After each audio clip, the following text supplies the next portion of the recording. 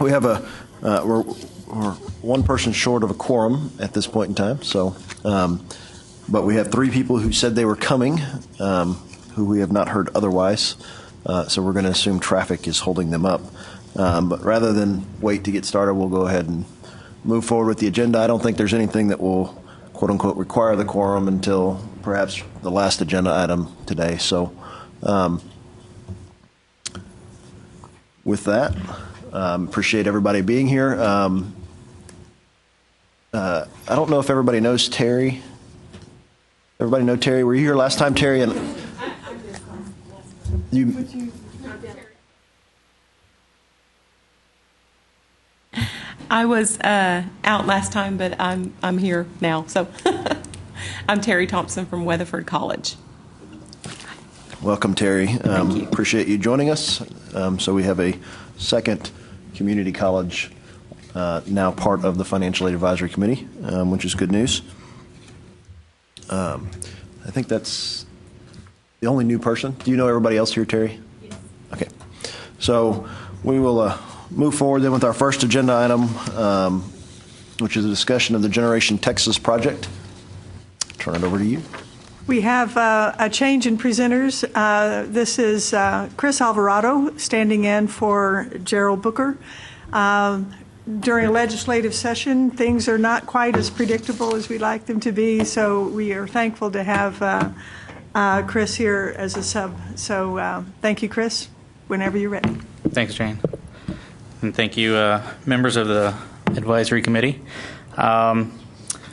So are the slides going to pop up? I also want to let you know that Marcus is online and can vote if needed. Oh, great. Great. Hello, Marcus. I'll let you know if he says hello. It's not that one.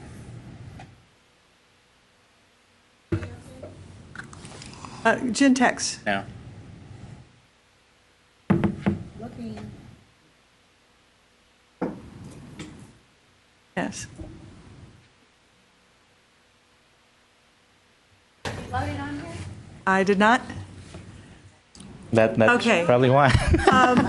We have copies of the slides. Okay. And those who are online, you should be able to access them through the Grants and Special Programs website. I apologize. I thought this was all set up. No, that's fine.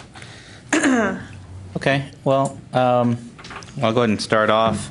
The Generation Texas campaign has been around ideally for about, this is technically its 3rd full year of implementation, but before that we had a full year of planning and development and coordination across the state. So we've been fortunate enough to bring in key community partners from every area of the state to support and take on the Gentex messaging and really making it their own at the local level.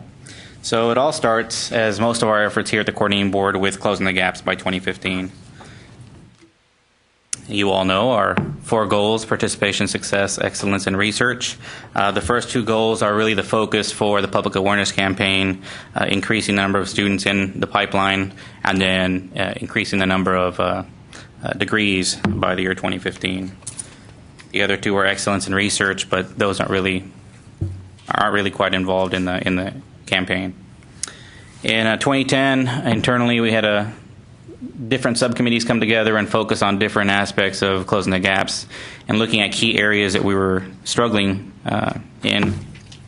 So those 4 areas are the participation of Hispanic students, African American male students, the success of both those 2 subpopulations, Hispanics and African Americans, and then the number of degrees awarded in STEM fields and the number and effectiveness of certified teachers.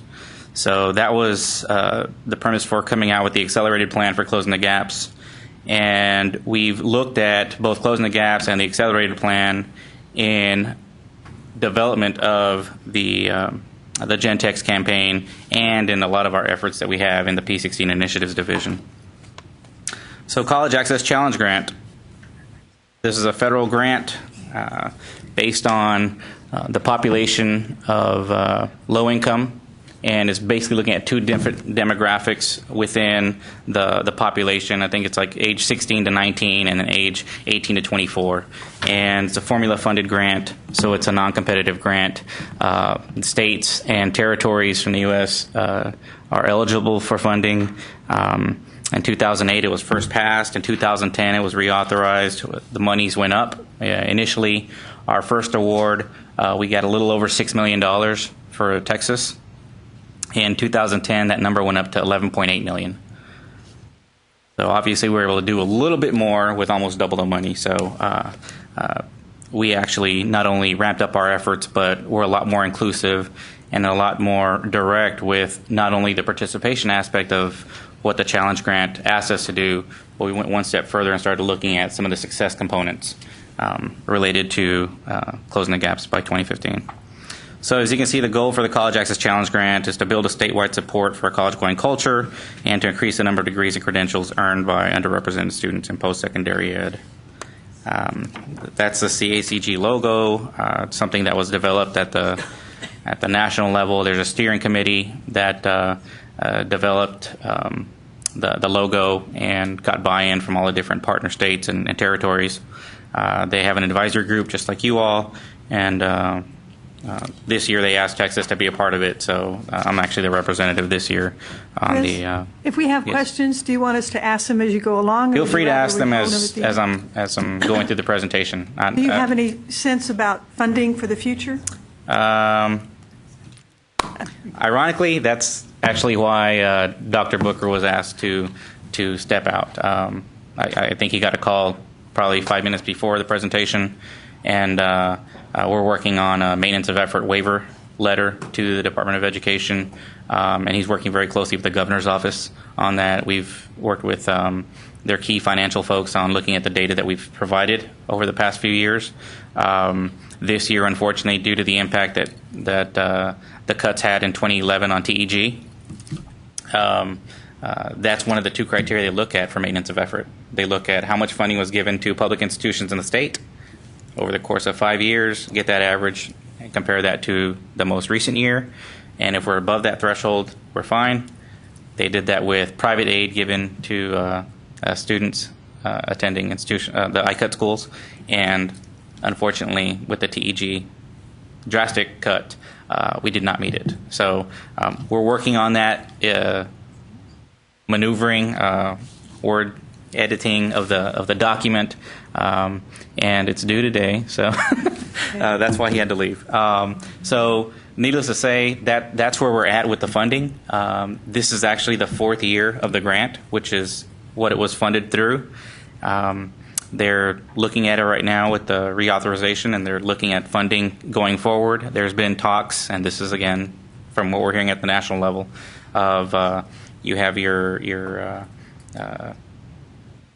TRIO programs, your GEAR Up programs, and then CACG is under a different category, but they're looking at maybe doing something that utilizes all three, since they're very similar, and doing some similar type of awarding to the states. That being said, TRIO and GEAR Up have a very strong voice in D.C. CACG does not, because the life of the grant has been very short.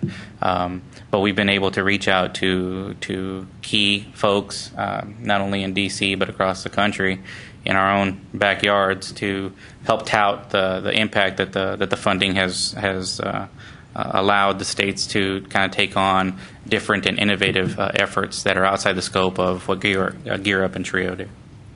Thank you. So the next slide is the objectives of the CACG, and you can see there it's pretty straightforward. A lot of it is tied to the process before you get into college, filling out the applications, filling out the FAFSA, and in Texas, filling out the TASFA.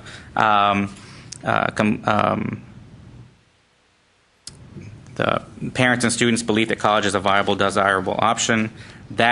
That one goal, or that one objective, is something that we tried to incorporate into the public awareness campaign as kind of the premise for the campaign.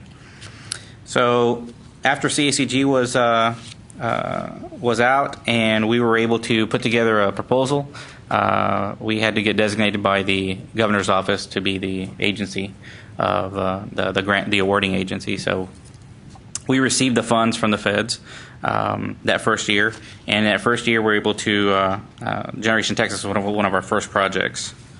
The next slide. Gen Tex, the purpose is to stimulate a grassroots movement that promotes a college-going culture among underrepresented students and their families. That's kind of the idea. I don't know how many of you have been around 10 years or so, but in 2002, we launched the Education Go Get It campaign. How many of you remember that? I know Jane does. Okay. That was a very similar campaign, but we felt that the brand awareness that Gen Tex offered was a little more adaptable, number one. Number two, it really spoke to today's students. For a student to say, I am Generation Texas, it was about empowerment. It was about ownership. The brand really sat well with those students saying, I am the next generation of Texas. So the name and the brand itself really kind of made it that much easier to go with the marketing company that came up with that brand. So you see in 2009 we went with Milkshake Media. They're located here in Austin. Their previous work was kind of the big thing was the Live Strong campaign. They came up with the yellow wristbands. So they've been around. They know how to develop grassroots efforts and really build that groundswell, if you will, for support. In 2010, we had the official launch in Tarrant County. We were looking at launching in 2 different areas that year. It was supposed to be San Antonio and Tarrant County. And Tarrant had some changes at the last minute at the school district level. And so we went to our partners at TCC, and they offered to say, hey, we'll be willing to host it here. They had Senator Davis. They had the governor there, the commissioner there. They had a really nice launch. Really good media coverage, really strong showing from the community, the education and the workforce community up there. That same month, we had the gentex.org website go live. For folks that know that we have the collegeforalltexans.com website that the coordinating board houses, if you look now on that homepage, we have divided it up by audiences for students, military, and adult learners. But we also have underneath it 3 different links to 3 different websites. We have the Gentex website, which is the inspirational website. We have the explorational website, which is the Compare College Texas website, which is launching at 10 o'clock this morning. Our chair, Fred Heldenfels, will be launching that site. And then we have the third site, which is the Apply Texas site. So those suites of sites, if you will, really are kind of all-encompassing in promoting the information needed for students and their families to maneuver through the pipeline. So with the Gentex site did incorporate Twitter and Facebook accounts that were tied to it, and we encouraged the people that were joining the site to develop that kind of relationship with those 2 sites as well to ensure that we're capturing the voice of the movement. In 2011, the following January, Gentex launched in San Antonio. Later that year, Houston launched with the first Gentex Day celebration. Our key partner there in Houston was the Vince Young Foundation. Vince Young, of course, former UT quarterback, went to the NFL. At the time, he was still in the NFL. But his foundation really is about providing access and opportunities to the underprivileged youth in the area. And so there was a really good message there when he went out and had all these students apply for his scholarship that he had available. He ended up reaching out to his fellow NFL players to ask them for their support to meet the 100% of the students that had applied, because he could only fund a certain percentage, and he was able to fully fund those students that year. So it was a great message. It was a great story. He was a great ambassador, and last year he came down to Del Valley and to Travis High School here in Austin and helped present the message there as well. In San Antonio, our key partner there was the the Greater P16 Council of Bexar County, and they have the big heavy hitters. You have the Butts family, the Frost family. You have key business partners in your workforce. You have the institutions of higher ed, both public and private, which in San Antonio, is very important. And then they've been going strong ever since. So they have a really strong group there, a very focused group. They have the support of the mayor there. But they also spawned off a nonprofit called Gentex San Antonio, and they became the focus of coordinating all the college access and success efforts in the city through this one venue, and help facilitate oversight of the Cafe College and promoting activities like that they have there in San Antonio. In 2012, Milkshake, their role was was tweaked a little bit. Having been here the first time of we had the Education Go Get It campaign. One of the key messages that we touted going across the state. My coverage area was South Texas, the Corpus area, and the Valley. The Bryan College Station area, the Beaumont area, Tyler area, the Dallas-Fort Worth area, and the Waco area. So I had about 2/3 of the state, because there was only 3 of us. And one of my colleagues was just located here in Austin, and the other colleague handled El Paso, Abilene, Lubbock area. In going out to those communities, what I saw was it had to be laid out in phases. So the first step was going out and getting buy-in. The message was Generation Texas. It's what's next for Texas. It's about promoting this college-going culture. So we had to go out and get the buy-in that they believed in that message. The second thing was support. Would you be willing to help us spread the message? And once we got them to buy into that, the next phase was ownership. How can you take this message and tweak it to make it your own? And the example I gave of San Antonio is exactly that. They initial buy-in, they got the support, and then they took ownership and became Gentex San Antonio. And that's kind of the best way I can kind of describe our perspective when we're rolling this out. And after 2.5 years of Milkshake taking the helm of statewide oversight and expansion of the effort, we decided to kind of look at kind of switching things up from a purely vendor relationship with people out in the field to how can we get the field more involved and more engaged. And so the pendulum kind of switched. And when we wrote the grant that year, the proposal for the funds, I said, let's look at Milkshake Media, their role kind of going down to just statewide technical assistance. They wouldn't travel as much. They'd be located here in Austin. They'd conduct trainings at our P16 institutes, and they'd be able to parse out that information and develop more materials, PSAs and PR materials for the folks to use out in the field. The other piece of the pie that we cut out was for our P16 councils to take this to the local level and really own it. And we developed a mixed model where, again, statewide technical assistance was the Milkshake Media, our vendor, and then direct implementation was given out in terms of grants to P16 councils across the state to develop sustainability plans and implementation plans for carrying on Gentex. In 2013, those same councils and some additional councils are carrying out the various activities. The coordinating board now has transitioned into the role as the statewide overseer. We handle the gentex.org website.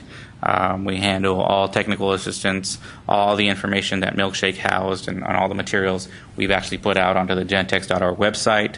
Everything from here are the specs for the retractable banners. You can download those, take them to your local materials place and get them to, hey, can you drop this banner for me and cost it out for me? But we gave them all the specs and everything for that. That's all online. We actually also have an online store for 3 key items, the lanyards, which we couldn't house anymore and couldn't store and inventory. So that was one of the key things that people are always asking for. They're small, but they kind of take up a lot of space if you buy it in bulk. And so people have been ordering those off of our online store. We also have T-shirts, men's and women's sizes, different colors. And then we also have the wristbands that say Gentex in different colors, and you can buy those in bulk as well. The councils, what we've looked at doing is aligning their work with other key partners. We have a College Access and Success Strategic Advisory Committee. CASAC is the acronym. It's really kind of long. But the purpose of developing that committee was to coordinate with Gear Up, TRIO, philanthropic organizations, and other key partners across the state to ensure that we're maximizing our federal funds, number one, with other federal programs, but number two, with other opportunities for developing cost share and match for CACG. The social media piece, we felt that with session coming on, one of our key staffers here in ER has actually been managing our social media. Her time was going to be tied to the legislative session, as was a lot of folks, but so we decided to hire a social media consultant to facilitate a training with our P16 councils and really kind of hold their hand and do a step-by-step process of, here's how you set up your Facebook page, here's how you set up your Twitter account, here's some key tweets that you can send out at points and times during the year. And so that person's really done a great job. They conducted a training in February, and all the councils were present and really found the dialogue very beneficial for them. And we'll be looking at the impact of that on social media and brand awareness here as we're doing our evaluation. Chris? And, yes, ma'am. I'm probably the only one on the planet that doesn't use Twitter, doesn't text, and all this kind of thing. But I understand the concept of the social media, being able to share ideas and such. Is there someone who actually monitors these exchanges and responds to questions, or is it anticipated that the other people tuning in will answer the questions of the first people coming in? How does that work? The dialogue thus far has been less question and answer and more declarative. Hey, we're having this event on this day. We also have a calendar too, so they do a lot of that on that. Okay. But they'll post pictures. This is our Gentex Day 2013 event, and here's all of our students. They overloaded us a couple weeks ago on May 3rd. We had our third annual Gentex Day, and we literally got bombarded, not only with stuff through social media, but they started emailing us at our info@gentex.org site email address, which comes to both me and Veronica. But they were sending pictures. Oh, sorry, it looks like it blocked our pictures. We have a Dropbox. We're going to send you the account. You can log in and download the pictures. So we did that, and we were able to post some of those on the Gentex website. But for the most part, if they couldn't post it on the site, they went to social media and posted it through the TwitPic or through their Facebook account, through the Facebook page. So it just really allows for multiple options for them to post and kind of tout what they're doing at the local level. Do you have any sense of the number of hits on those sites, or a number of the utilization of those sites? We were going to have a review this morning at 8:30. Unfortunately, the person we were meeting with was sick, so we had to cancel that meeting. Otherwise, I'd share all the numbers with you. But what I can tell you is that we were very strategic about the messaging this year. In years past, it's Gentex Day, wear the T-shirt from your favorite college, to promote that sense of a college-going culture. It sparks conversations in classrooms with the teachers and the students, and it sparks conversations out in the field. One of our big partners in the past was HEB. They allowed their employees to wear college T-shirts, which, of course, that kind of strays from the whole HEB brand with the red shirts and the name tags and whatnot. But so it really allowed for our other partners to get engaged and really was a small step. This year we said, okay, let's look at something a little differently. And so we said, okay, that's a great one step. Here are some other steps you can do to take part in Gentex Day in a really impactful way. It was being a mentor, college mentor, registering for or completing application if you haven't for college, and then conducting college tours. So those were the three key elements that we added this year that were very direct and very explicit. And we've asked our P16 councils that we funded to track those measures for us and report back. So I know those numbers have been reported back to us, and we'll be able to kind of gauge how impactful that tweaking of the message was I know in just looking at it, some of the events had 100 students register. They invited not only the community colleges but the open enrollment institutions to the table to help set up registration opportunities for students that hadn't registered yet. That, and in alignment with our Advise Texas effort, which is another sister program under CACG, but they all fall under the Gentex umbrella, is the Decision Day effort, which is kind of like a college signing day, but it's at the end of the year. They announce that they're going to X school, Y school, and the advisors in the different schools have been really involved not only in promoting Decision Day, but aligning it with the Gentex activities as well on their campuses. So it's been a great experience. It's been a growing experience.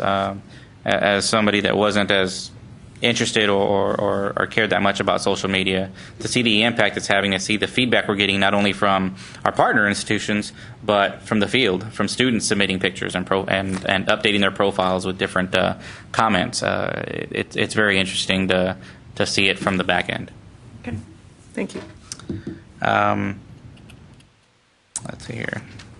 So, as I mentioned earlier, the role and the transition piece from vendor to councils has been pretty seamless. We had 1 year of transition where Milkshake was a statewide coordinator, and the councils were kind of coming in and getting their kind of marching orders. And this year, the councils have really kind of gone full-blown implementation phase, and they're doing things out in the field to help perpetuate the Gentex effort and sustain it at the local level, Gesundheit.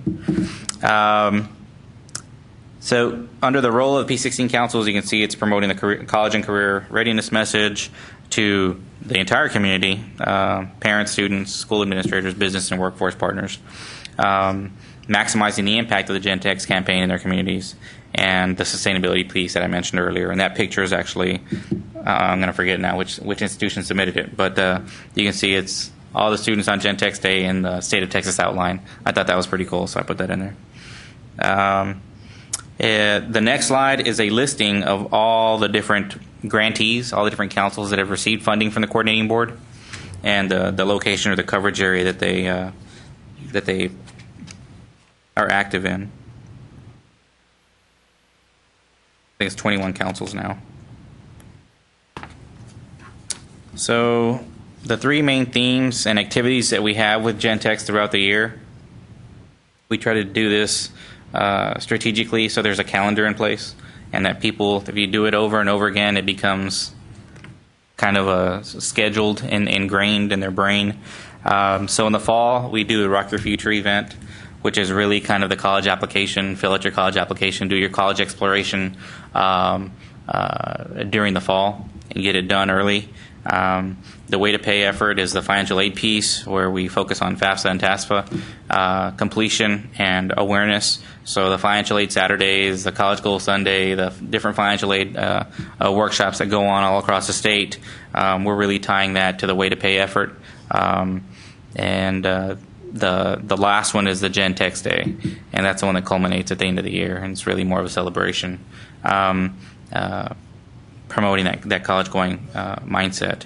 So you can see it's kind of spread out equally throughout the year.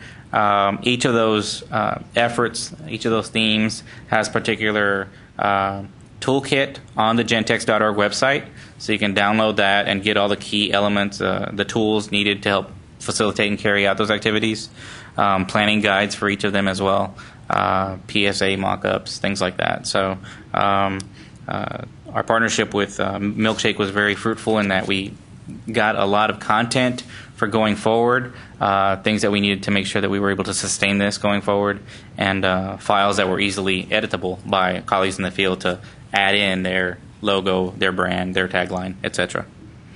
And you can see the two. It doesn't come out very well on the slide, but the Rock Your Future logo and the Way to Pay screenshots from the Gentex website.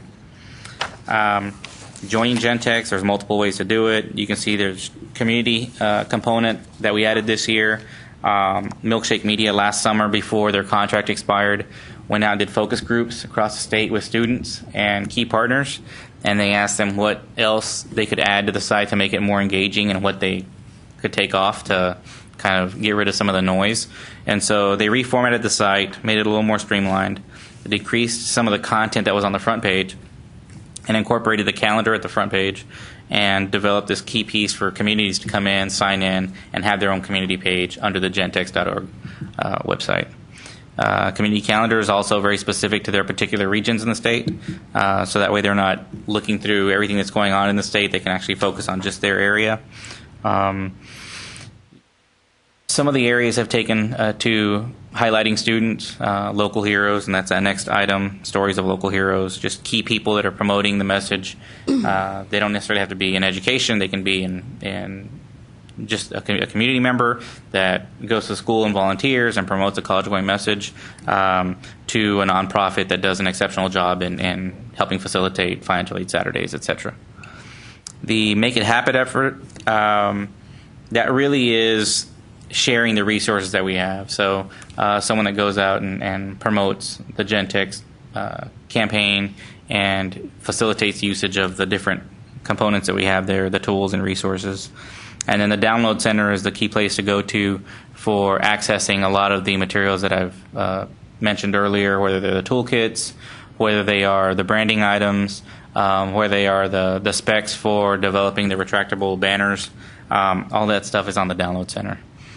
So it's easily accessible, it's easily tweakable, and that's one of the things we wanted to make sure that it wasn't something that was static and folks couldn't change and tweak to incorporate their own messaging or logo and brand in as well. Any questions? Question. Yes, So, the Gentex brand and all that, have you had school districts, actually have this on their website and stuff? Yes? Yes. We've been very fortunate. Like I mentioned, our partnerships with our Advise Texas advisors are in 120 schools across the state. We have chapters at UT, A&M, TCU, Trinity, and Texas State. And so those advisors go out and promote college-going message, and part of that is incorporating the Gentex website into their messaging. So when they have access to key partners, whether it's their own schools or at the school district level, we've seen that they've been able to kind of push that message out and promoting the website. And then our regional P16 councils, the ones that have received grants, that's one of their key objectives as well, is to ensure that they bring those partners to the table and that they're getting buy-in and promotion of the website. As I mentioned earlier, we're doing an evaluation of the campaign overall to see about brand awareness, website usage, Google Analytics, all that fun stuff. And really, it's looking at outputs. How many people clicked on this page for how long? What does that tell us? I mean, I know it gives us numbers, but I'm both quantitative and qualitative. We want to look at numbers, but also what impact did it have? How can we get some surveys out in the field and survey students and see, is this really useful to you? Or are we seeing the switch from Gentex was originally designed for students in mind, and now that we've brought partners in, we're really seeing higher usage by non-students, meaning our key partners in the field downloading materials and things like that. So just from the questions I've gotten from the website, I know a lot of the partners that are using the site are at the school district level, because we've got a lot of emails and requests for materials from school districts. As a financial aid community, what can we do to help promote Gentex? Well, I think the key piece is is the way to pay during that season.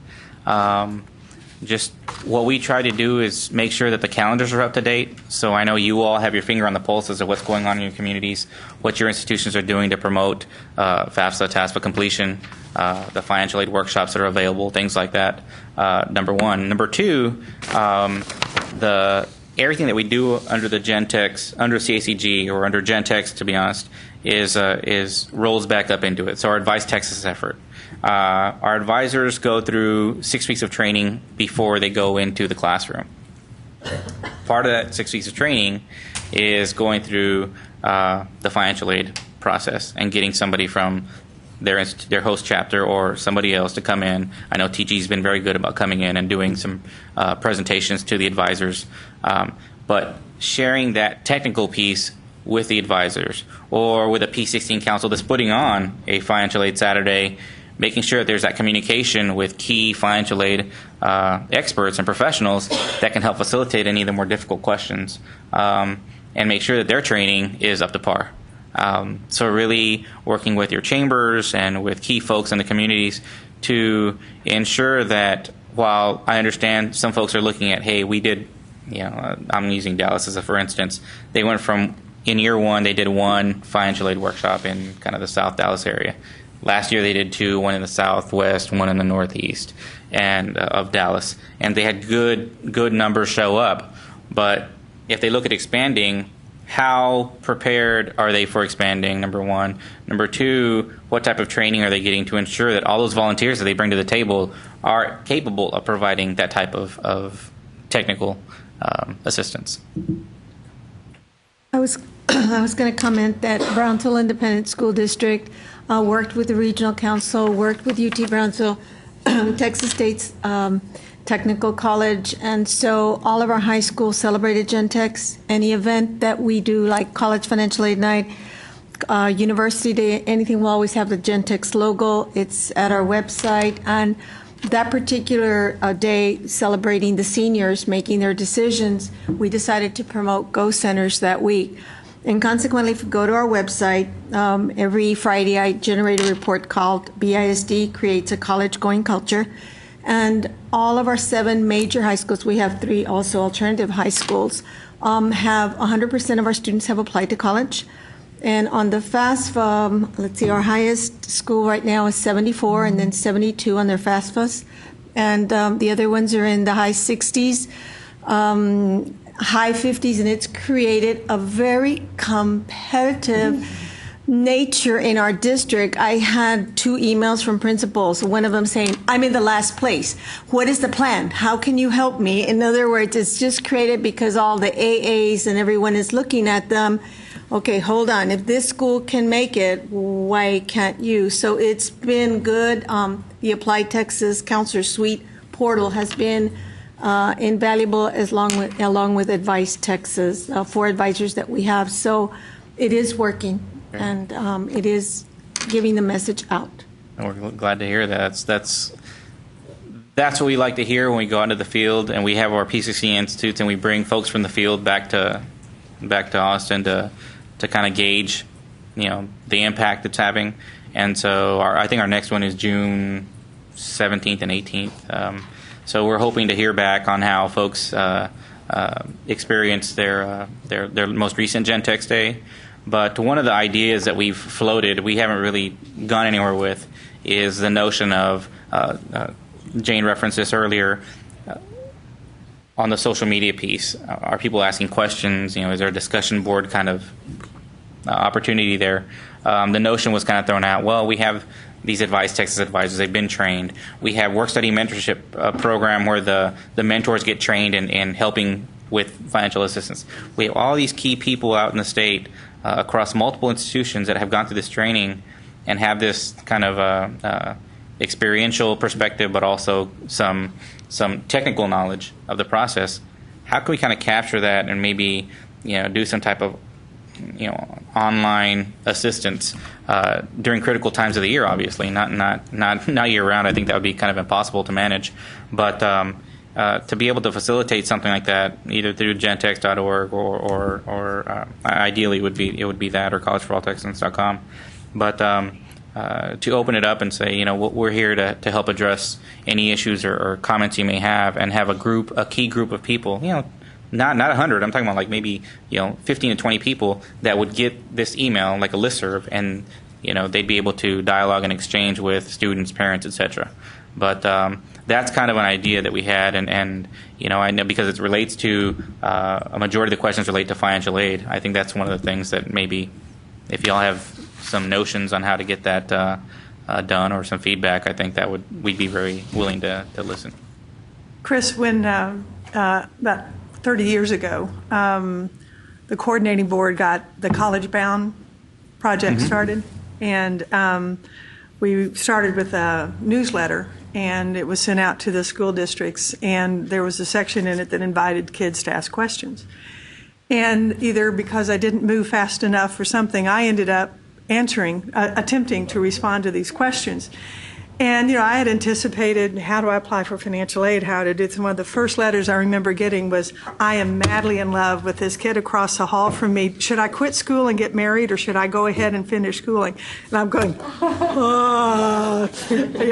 I ended up having about a 5-year correspondence with this young lady. By the time she got my answer back, she had already dropped in with moving on to other things. But it was fascinating because it was not, the subject matter was all over the map.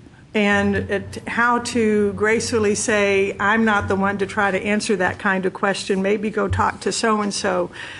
If you set this up, you're going to run into that. Right. And I'm sure with more experience, people can gracefully dodge some of those things. But it was an eye-opening experience for me. And probably the most enjoyable thing I've done in a long time is to interact with these kids and watch them mature over time. Well, it came from our experience in working with, we have the financial aid telethons every year. TG has been generous enough to host it every year. And we broadcast in different regions of the state, and we have volunteers, and a lot of our coordinating board staff go and volunteer their time, as well as TG, and we get community folks to go and volunteer, and some of our key partners send down their students. The last couple of years, TWU has sent down their work-study mentorship program students down to answer the phones on Spanish night, because they're all bilingual, and they're trained on the technical aspects of the FAFSA. So it really has afforded us opportunities to kind of hear folks when they call in with some questions. We know what the messaging is on the out when they're scrolling it at the bottom or on the website page. But when you hear them and they call in, they have these. My grandmother told me to call because I want to make sure I fill out this form. Or what other form is there besides the FAFSA, because I've already filled it out. Well, you've done what you needed to do. You just got to be patient, make sure that you review it when you get it back, and so on and so forth, and walk them through that process. But that's why we were very explicit about making sure that it was a specific time frame, like the way to pay time frame. Hey, starting January 1 to the last week of February or the second week of March or something, being very explicit and saying, hey, during this time of the day, during the week only, we're going to be addressing these issues online. But with today's students, it's about being up to date. So when content on our site is 5 days old, it's old. To them, they're not going to come back and look at it. So what can we do to keep engaging them to make it fresh, to ensure that we have accurate information up there? And I think going to the technicians in the field, you all have access to those folks and that information, and to be able to, how do we parse that out and make sure that it's out there for the students to digest and grab onto, and their parents to grab onto, because we want to ensure that they're utilizing that and coming back to the site, and it's useful to them, and then we're not just looking at, okay, we're done with the seniors this year, now we got to start looking at next year's juniors. It shouldn't, we should be able to constantly be utilizing the information that we have and making sure everything is updated and accurate. And in reference to your question, was the girl's name Debbie by any chance? No, I'm just kidding. There was a video that was used early on when this was being launched, if I remember correctly. Is that still available? All the videos are available on the website. Okay. We have different snippets where you're talking about the different students talking. Students and parents. Yes, we have I think there's 6 videos up now. We have some PSAs that are up that were developed last summer at our request, because we wanted to make sure that, knowing that Milkshake was going away, that we utilize their technical expertise in marketing to develop something that we could tweak going forward. So we had some PSAs developed in both English and Spanish that we're able to kind of, at the end, rebrand. And these posters that are in the agency, those were from Milkshake as well? Those are from Milkshake. We requested that in order for our boardroom not to look so bare, we asked for them to utilize some of the photography that they had professionally done in San Antonio, Austin, and Houston to utilize some of those pictures and some of those images, because they captured the message really well. And I think they did an outstanding job. Some of the images are just you can just see in the students' faces. It just captures what Gentex is all about, and being able to share that in the boardroom, where we have multiple meetings throughout the year, not only the board but other meetings like this one, where folks can see it, and you walk away saying, "Wow, Generation Texas, this is Yeah. Well, this that's is what what it's all triggered about." our asking you to come and speak to this group. Yeah. Were these images. So I'm curious, how is success of this defined? That's what the evaluators were. We brought in the evaluators to look at different key aspects of the campaign. Obviously, some of the marketing components are going to be added to that, brand awareness, the Google Analytics piece. They're going to be looking at it more of a kind of a marketing campaign, gauging in those terms. What we're hoping to see is higher college-going rates, higher success rates, higher college readiness rates, that students are taking the right courses in high school. That and I know it all can't be redirected back to, it was Generation Texas, they did it all. But the brand awareness piece and all that is really about how that individual student took on the brand, how engaged. So ultimately, at the end of the day, you're going to see a lot of outputs. You're going to see a lot of figures. Oh, this many students participated in Gen Tex Day. This many students participated in the Rock Your Future. But from my perspective, it's the opposite end of the spectrum. What did it change on the campus, on that particular high school campus? What did it change in schools that are HB 400 schools now?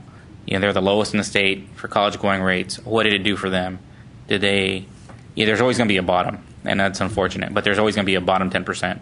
So, do we turn that? Do we see schools go up and increase? And is the bottom 10% now at a 50% college-going rate versus a 20% college-going rate, which that's almost the state average now, 56%. So, seeing those types of changes over time, I think that's what we're looking for.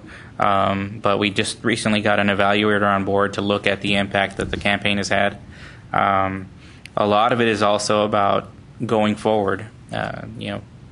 Generation Texas, it's a great name. They say a generation is about 20 years or so. So hopefully we can use the same name for 20 years. But I think the notion is that we want to see the sustainability piece fully carried out, and folks at the local level really take this on. The Go Centers, those were part of the original Education Go Get It campaign, and that branding was it was not expected it was going to stick around the way it had. And so we were fortunate when we gave out small little mini grants, $500 to about 100 schools across the state to start their little Go Centers. And the next thing you know, we went from what was initially going to be 25 Go Centers to 75 Go Centers to 120 Go Centers to 247 Go Centers at the last count in 2008. And so I know some of them have closed shop, but some of them have popped up in other places. Satellite Go Centers and mobile Go Centers have also kind of taken on a life of their own. So how do we incorporate the Gen Tex messaging with the vehicles of the past? And it's been interesting to kind of interconnect the two, because some people have been around at the institutions that remember the Education Go Get It campaign. They still have the Go shirts, and they still have the branding materials and the stuff for the Go Center. So it was trying to make sure that we incorporated the messaging to go on in the future. Without any funding from CACG beyond what we anticipate this year, the sustainability piece is really important, because then it becomes locally owned and locally managed, and it's about the local messaging. And we'll be able to continue to facilitate ownership of the website and managing the website. But, maybe every once in a while we'll probably have to bring some key marketing person to come in and help us maybe rebrand or add another tagline or develop another PSA. But ultimately we hope that with our institutional partners, our school district partners, and our workforce partners, every one of those have their key communications person also. And that's why we want to be able to make it flexible enough that they can kind of take it and run with it. And as long as it meets the goal of the campaign, I think we'll be amenable to any tweaks. Elizabeth Yetta. Actually, just to answer that, I was curious if there was a contingency plan without the CACG funding. That's why we moved to the sustainability so quickly. We saw that with the economy the way it was going, we knew that the likelihood of it either being cut or diminished in some capacity or incorporated into Gear Up and Trio as a subset. We felt that we needed to kind of make that transition a little quicker. And so that middle transition where I talked about moving the vendor out and bringing the councils in happened a little quicker than I would have liked to have seen that happen for like 2 years and then gone into full P16 council transition. But the timeline was sneaking up on us. So, How much is the state invested in this? the state, well, through cost sharing and other things, I think our councils match. I just submitted the APR that's in the back of my head somewhere, but typically it's in match from our partners. So the P16 councils provide match, whether it's staffing, salary, materials that they've developed on their own, things like that, and they submit those reports to us, and we capture them and compile them for the annual progress report to the feds.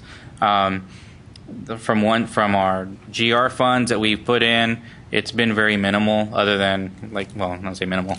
100% of my time is from state money, and I manage the grant. We have key staff members in-house that help facilitate oversight of Gentex and make sure that things are going smoothly. Managing the P16 council grants, but then also handling all the paperwork internally with contracts and whatnot, processing invoices. So while it's not a direct line item for Gentex, we do have support from the state for the effort.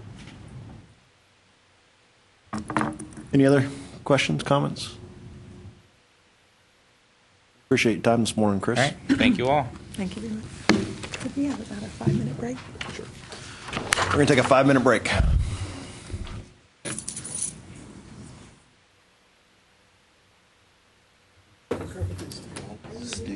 Welcome, Kayla. Hello. We appreciate you being here. And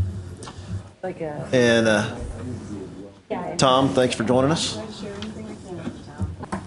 All right, well, in the interest of time, because we did attempt a new format today to dismiss by 1 o'clock, so we're going to move forward with the agenda and have a brief legislative update. Normally it would be Dan who we would pick on for this portion of the program, but somebody else is picking on him this morning, so.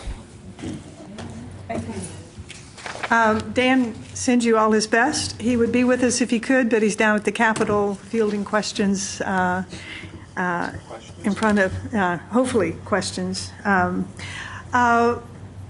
Some of this information you would have seen before, but I'll try to give you a little bit more update. The funding information is very much the same as it has been for quite a while. We know what the Senate is suggesting and what the House is suggesting. And we still don't have any final numbers. As you can see from the chart, the House in general has been more generous for our financial aid programs in their proposals than the Senate. And in all likelihood, the final numbers are going to be somewhere in between those two numbers up there in percent change. Unfortunately, the allocations or the appropriations bill is typically the last thing signed by the legislative in the legislative session, and so it's probably going to be another couple of weeks before we have any kind of final numbers. The good news, of course, is that there are increases in most programs in both houses. For some reason, work study is slated for a decrease if we go with the Senate budget, but we're hoping, obviously, to at least hold our current level there. And we'll share the final information with everybody as soon as we have it. Again, the good news is that these are positive numbers compared to the current biennium and much, much better than what we were looking at 2 years ago in the last session. Next slide, please. Allocations. We will get these to you as soon as we can. The appropriations uncertainty is one of the issues going on. Another thing that is creating some issues for us is that we have found, as we prepared the work study allocation, we found some anomalies in data in the financial aid database report. And we have been pursuing that data. It appears that one of the vendors, and it's one of the major vendors working with the FADS reports, had an error in one of the formulas that they used in their treatment of federal aid. And as a result, distorted, the thing that seems to be distorted in the FADS report for fiscal year 12 are the data that break down by full-time, part-time, and less than half-time kind of enrollment, so the enrollment level. Well, those things come into play in our allocations, in that for Texas Grant, we're looking at enrolled at least three-quarter time, et cetera. For work study, we have part-time and full-time enrollments that take part in that. There's been a massive effort underway to contact the schools who use that vendor and either have them confirm that the data that we received is accurate or for them to submit corrections. This involved 74 different institutions. We're now down to 12 to finalize their data, so we've made huge progress, but we're not quite there. And we appreciate all the effort that these schools have gone through. They had to resubmit FADS, at least in terms of the levels of enrollment. And as you know, most systems are not static. And I mean, you're changing from day to day or hour to hour as to what your records are. And so getting them to agree with the rest of the file that's was submitted and certified has been a major challenge for them, and they've stood up to the process well. We'll get these allocations out to you as soon as we can. I think TEG has been sent out. That one was easier for us to do because it doesn't rely on FADS data. It has its own database that we collect in the fall. So that allowed us the freedom to go ahead and complete their numbers. And I think work study, what we finally decided with that was just to use prior year data. We're only talking about $5 million there, and so we weren't too concerned about that. But for for Texas Grant and TEOG, where the numbers are bigger, we wanted to be more certain. So we're going to hopefully, what we decided yesterday in a meeting is to apply the new data for those schools who have submitted it, and for the 12 that are still missing, use prior year data and just go ahead with the allocation. So that gives us a go sign, and we'll try to get these done very shortly. Next slide. One of the exciting things to watch this session is the sunset bill for the coordinating board. Oh, I don't know. I just have a passing interest in this kind of stuff. This is my third sunset review of the coordinating board since I was there. The first one was in 1980. And they're not more fun as, practice does not make them more enjoyable. But this has been quite fascinating. Things are changing all the time. In fact, this is a bill that is up for discussion today and why Dan is not here. Yesterday, we received copies of amendments that were proposed to the bill, and some of those amendments were full bills that had not been going anywhere. Then they attached them as an amendment to our sunset bill. So what will come out the other end is a mystery to us all. The underlying basics in the report are not changing much, but some of the fine details are being tweaked here and there. And so we'll be very interested to see what indeed comes out the other end. One of the things that has been very interesting to us was this whole issue of negotiated rulemaking. The original version of the bill didn't mention negotiated rulemaking. That was an amendment to the bill.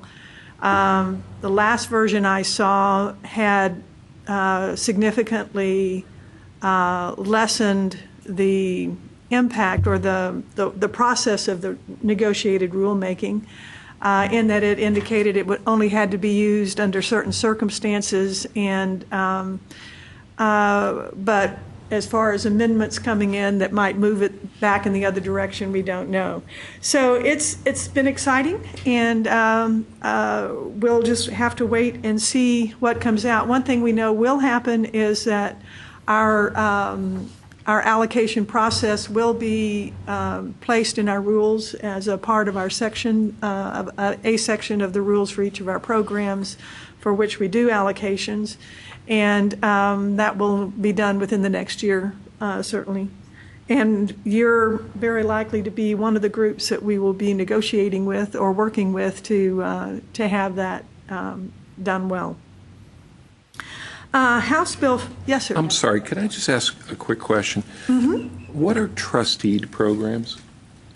Trusteed funds, there are 52 trusteed funds assigned to the coordinating board. They include things like Texas Grant, TEOG, work study, and so forth.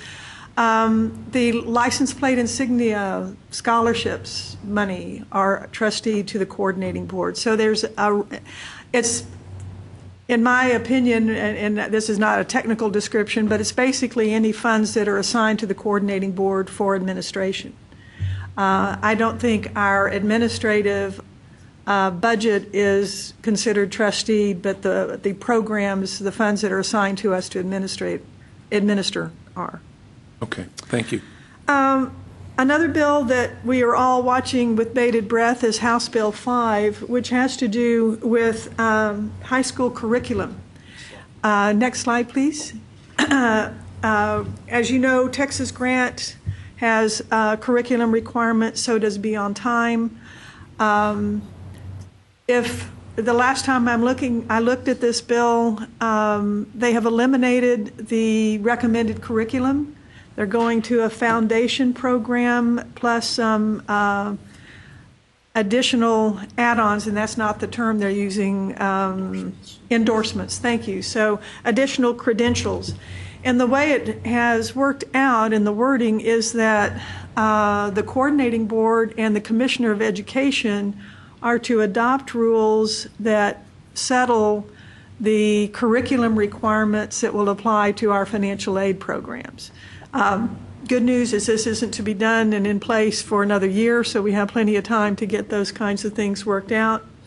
And basically what they'll be doing is taking the foundation program and deciding what needs to be added to that in order to be what is desirable for Texas Grant, Be On Time, any other program that has a curriculum requirement. This bill has been massively amended, adjusted, reviewed, appealed, and so forth, and so it will be interesting to see what the final outcome will be. Be On Time had a section in this, correct? I'm sorry, I'm looking at Catherine Carson. Has that also been changing over time with the sections? Okay. Okay. If you, Catherine, do you want to say anything about Be On Time in general? Yeah, can you? One moment. I have asked Catherine to cover this because I don't have any involvement with Be On Time.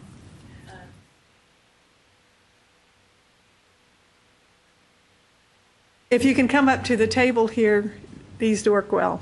Thank you. This is Catherine Carson from our Student Services Division.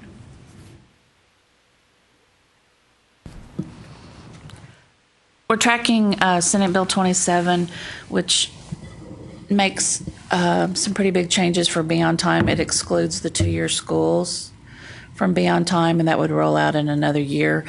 There were some big changes made to it this morning, and I haven't seen everything. The change that went in this morning would give responsibilities to the schools for exit counseling, depending on what the default rates are. I'm not real clear. That's in the House, and since this is a Senate bill, that I believe means it would have to go back to the Senate. So I'm not real sure what that means for the future of this bill, because they're running out of time. So we'll see. There is an amendment to be heard on the floor this morning in our sunset bill that would move administration of the Be On Time program to the campuses that contribute set-asides. Thank you. There is... what does that mean? Administration of the what do you mean? You would be making loans on your campus. So the money would not be processed through the coordinating board. They would just make them locally using their... They would stay on the campuses. We got the language yesterday, and that's to be heard this morning when they hear our sunset bill. There is I like it. Opt-out language that can stay at the coordinating board if the school chooses not to do that, but it's open-ended. It doesn't say how long the opt-out can stay. So there's lots of things happening this morning. I've been trying to listen, so I'm not sure. Yeah. I have it too. Lisa doesn't have a mic, but she said she could get copies of that amendment and share it with the committee. And that would be interesting to receive. If I remember correctly, the Beyond Time changes both in the among the various bills that are working with it include making it a four-year institution program only. Correct. And having the allocations tied to the contribution to the program. Is that correct? Is that one of the modes, or is that? Well, that's in Senate Bill 27, Okay. so I'm not sure if they will try to move some of that. I'm a little concerned about Senate Bill 27 now that an amendment's been put on it, because I believe it'll have to go back to the Senate. So that could end up in our sunset bill. I'm not sure what will happen at this point. I think anything's possible. Any questions about Beyond Time? Any questions for Catherine this morning on Beyond Time? Okay. Thank you, Catherine. Thank you very much. One of the bills that we've been interested in because it deals with the Texas Grant Program is House Bill 2829 by Howard. This program would make Texas Grant a university program. And in fact, and one of my problems with looking at the information on the slide is I know some of this is changing probably even as I speak. So take this as a point in time. This is what it was doing, and now there are other things going on. One of the main things that we like about House Bill 2829 was the introduction of the transfer language to help two-year college students who transfer into universities acquire Texas Grant even if they haven't had it before. In House Bill 2829, one of the conditions, though, was that they have received a TEOG while at a two-year college.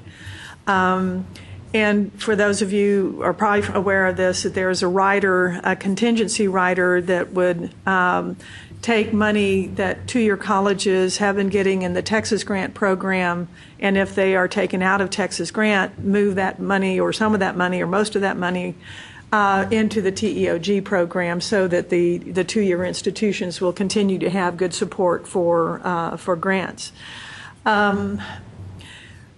The transfer criteria, other than having a TEOG at a prior school, is to have maintained a GPA of at least a 2.5 and have completed at least 24 hours of college work.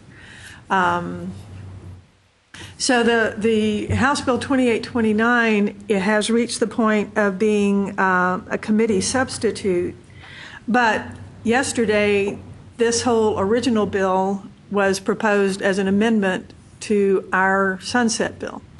And so it now has a different, and those discussions may well be taking place while we're talking right now, as to whether that amendment will be accepted and go forward as a part of our sunset. What was interesting about it is that there was another bill that had to do with Texas Grant that also was amended to our sunset. It was one that was sponsored by Representative Villarreal. And so, the sunset bill is becoming a very interesting, creative piece of writing. And how the pieces will come together, thankfully they have ledge councils and others who will try to figure out if there are two parts dealing with the same section, which part rules the day as it goes forward. Let's see, anything else? Oh, the other thing that House Bill 2829 is that it requires a student to be enrolled in a bachelor's degree program, not in a certificate program, so it's really pushing to be going towards that four-year degree. It takes some of the restrictions out of the awarding of Texas Grant. Right now, the current statute has a lot of thou shalts to the institutions in packaging Texas Grant. 2829 would remove most of those restrictions and basically say this is the maximum amount that you can award someone and give a lot more flexibility to the institutions. So we're hoping that kind of language, whether it's in a separate bill or as a part of our sunset bill, will go forward. I think the only thing that was remained in the committee substitute, though, was the language that made it just a university program for bachelor students. Nothing else was in there anymore when in the committee substitute. So the committee substitute of House Bill 2829. Okay, so the attachment to or the amendment to the sunset bill might be the better way to get this bill. Would be the better way to get this bill passed. Yes, sir. I love that transfer provision for the Texas grants. I would say that, assuming that passes, I think we need to start working as quickly as possible on a more efficient mechanism for those of us who are at the universities to identify that students had TEOGs at their community colleges. You know, something where we could run data sets against y'all's database or something like that. And I hope we can start on that pretty quickly. Okay. Well, when I mentioned there was a second bill that deals with Texas grant that was attached to our sunset bill. The Villarreal bill actually does not have the TEOG requirement in the transfer provisions. So, but again, you make a very good point that making that information available. I mean, the big deal for us will be privacy and how we can share it. Right. Really? Okay. Well, we'll have to talk about that. Okay. But I would say the Villarreal bill, without that provision in there, would make it a much more efficient program. Yeah. And as a community college, I mean, that definitely is what we would want. We don't have enough money to award everybody that would be eligible. So those students are still going to be penalized, just like they have been with Texas Grant. Yeah. So well, and again, if they take two-year colleges out of Texas Grant and provide additional TEOG money, we still have the same number of students who are falling outside that umbrella. Just like we do now, yeah. I guess that's my point. So, well, and if both of those amendments to our sunset bill are passed, then the more we would assume that the more general, more permissive language would override the other. So, but again, I'm not a legal person, but I'm hoping that that was how it would play out. Okay, the next bill I wanted to mention was Senate Bill 215. Excuse me. This is just a slide that shows the number of bills that are playing with Hazelwood. Sorry, I go back to Hazelwood. Again, this is a moving target. We had a version of Senate Bill 1158, which is a bill that transfers Hazelwood to the Texas Veterans Commission. That bill was significantly modified this week. That would, part of the original bill was to give TVC, I think 13 staff members to work as regional education counselors and also manage Hazelwood. The current language does not cover any additional people. They are to name a program manager for their education programs, and he or she is to interact with colleges and try to get a lot of stuff to happen. But the staffing piece, which was the fiscal note cost to this bill, was taken out. The other thing they did was pull bits and pieces out of Senate Bill 1159 and plug them into 1158. So the language that had to do with being totally and permanently disabled, that language that was suggested in 1159 now is also in 1158. So that's good. That's a documentation problem for veterans who are disabled and are trying to qualify for Hazelwood. The Veterans Administration is not willing to generate a second letter using our language as opposed to the federal language. And so this gets Hazelwood language aligned with the federal language for those notices and will make it easier for them. It would have only an annual report on Hazelwood. Right now, our reporting system for Hazelwood with the new report is twice a year, so this would move it to only once a year. And it has TVC coming up with rules that have to do with the use of federal and state hours for covering various costs. So one of the questions I have about this bill in particular is that it removes the coordinating board rulemaking authority, which I understand because this is being transferred to TVC, but it indicates that the changes to the Hazelwood Act part of that bill go into effect for fall 2014.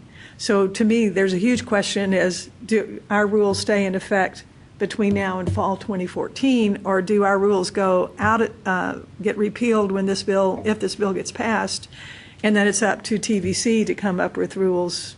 And I don't know, because TVC in the statute is not required to adopt rules. They have the authority to, but they're not required to. So I don't know, we're lots of pieces to be figured out on this thing.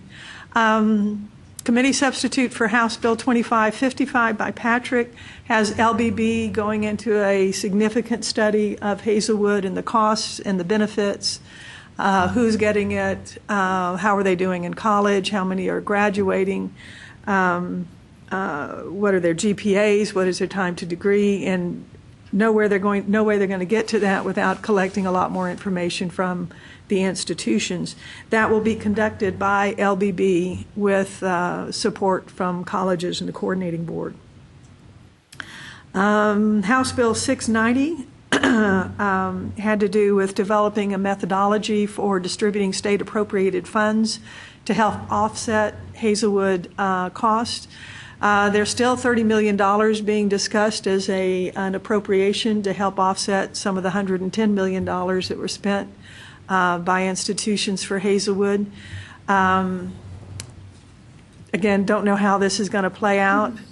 House Bill 830 for those public institutions with designated tuition.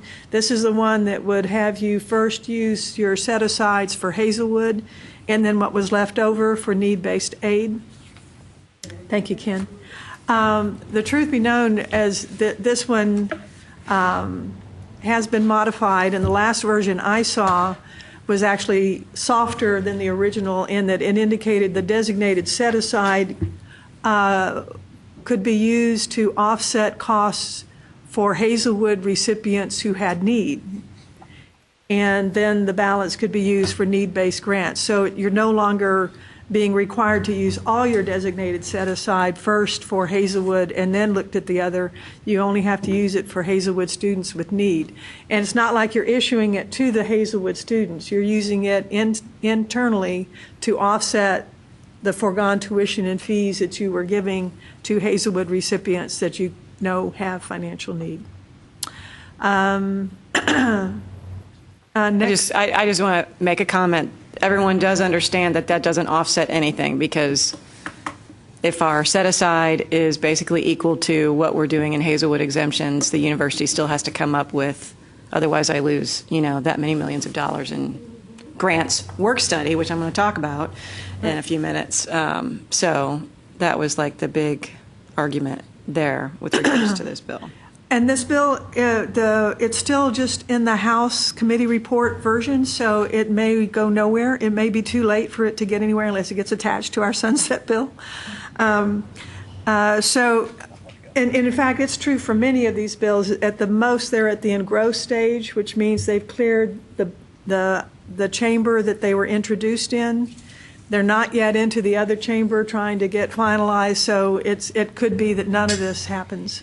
But they are still alive and on the radar, and we see things, at least this week, that were related to them.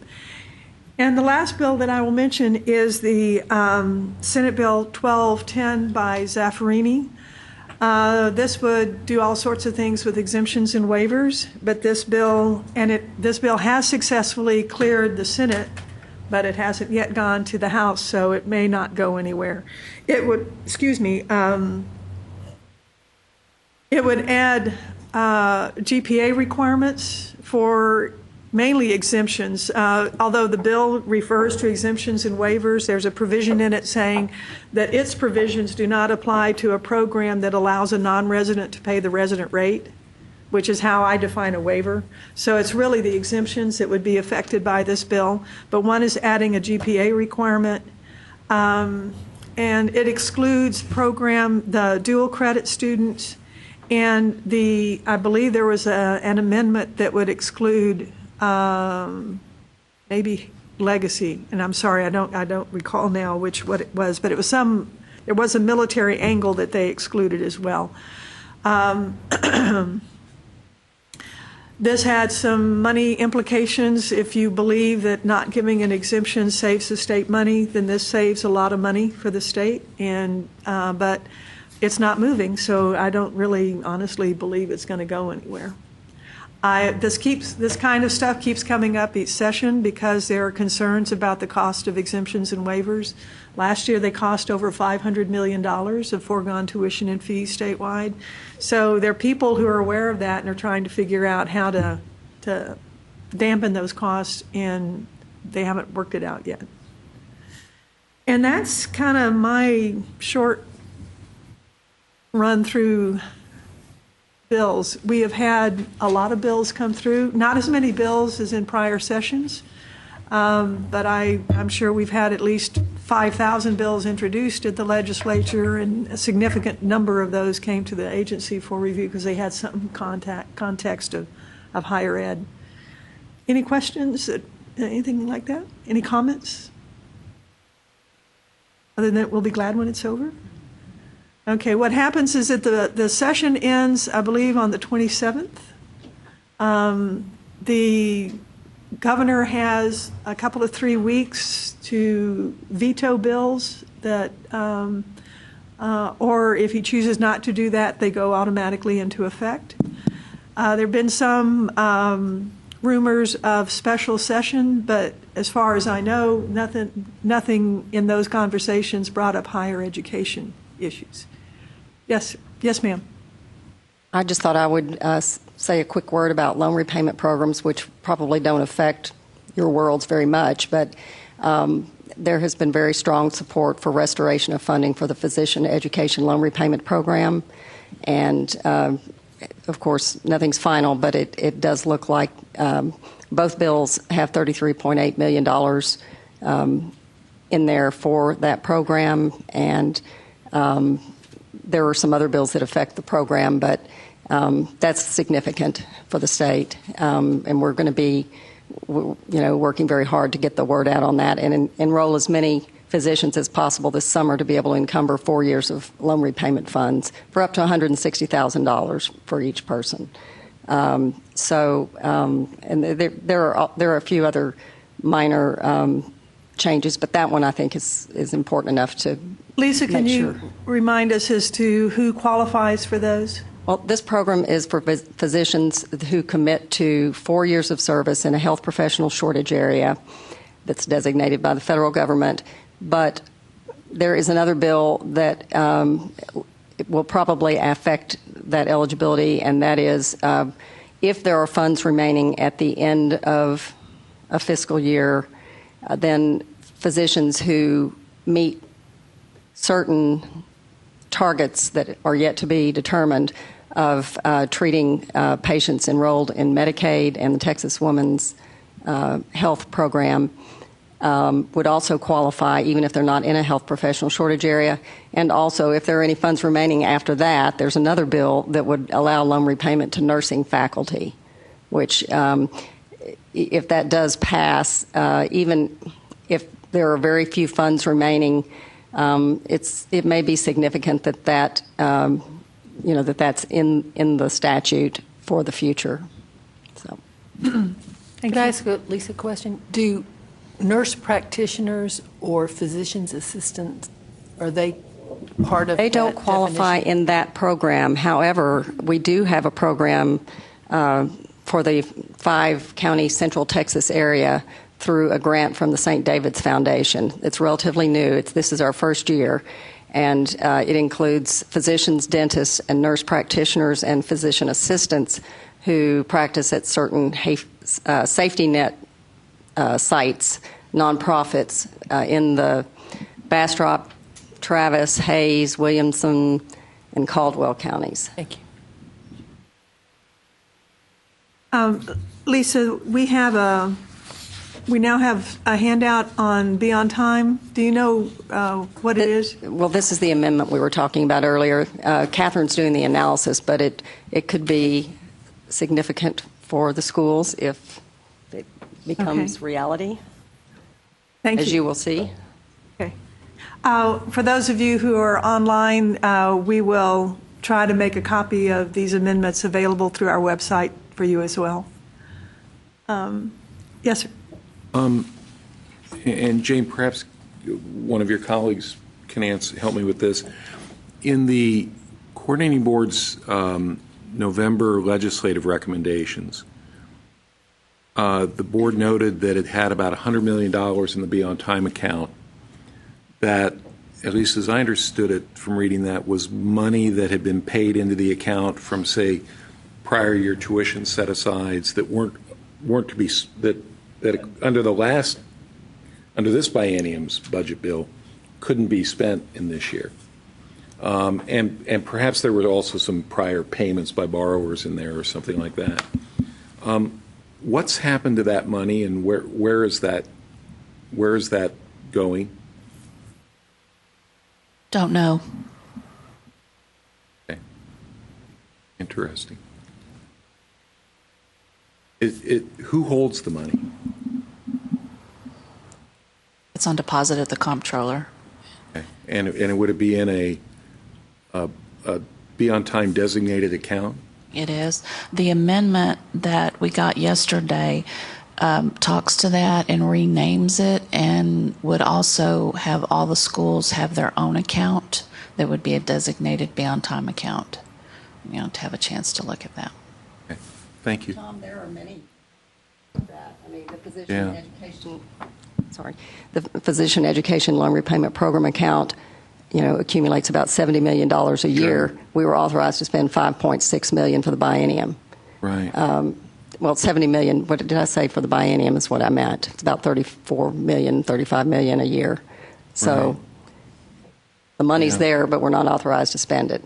Right. And I mean, I think I understand why it may not have, that Beyond Time money may not have been spent in the second year of the biennium. If I understand it correctly, it was part of what was kept basically in the controller's accounts or in the state treasury to help fill what had been projected to be the $27 billion budget deficit that we could have ended up running in the last biennium.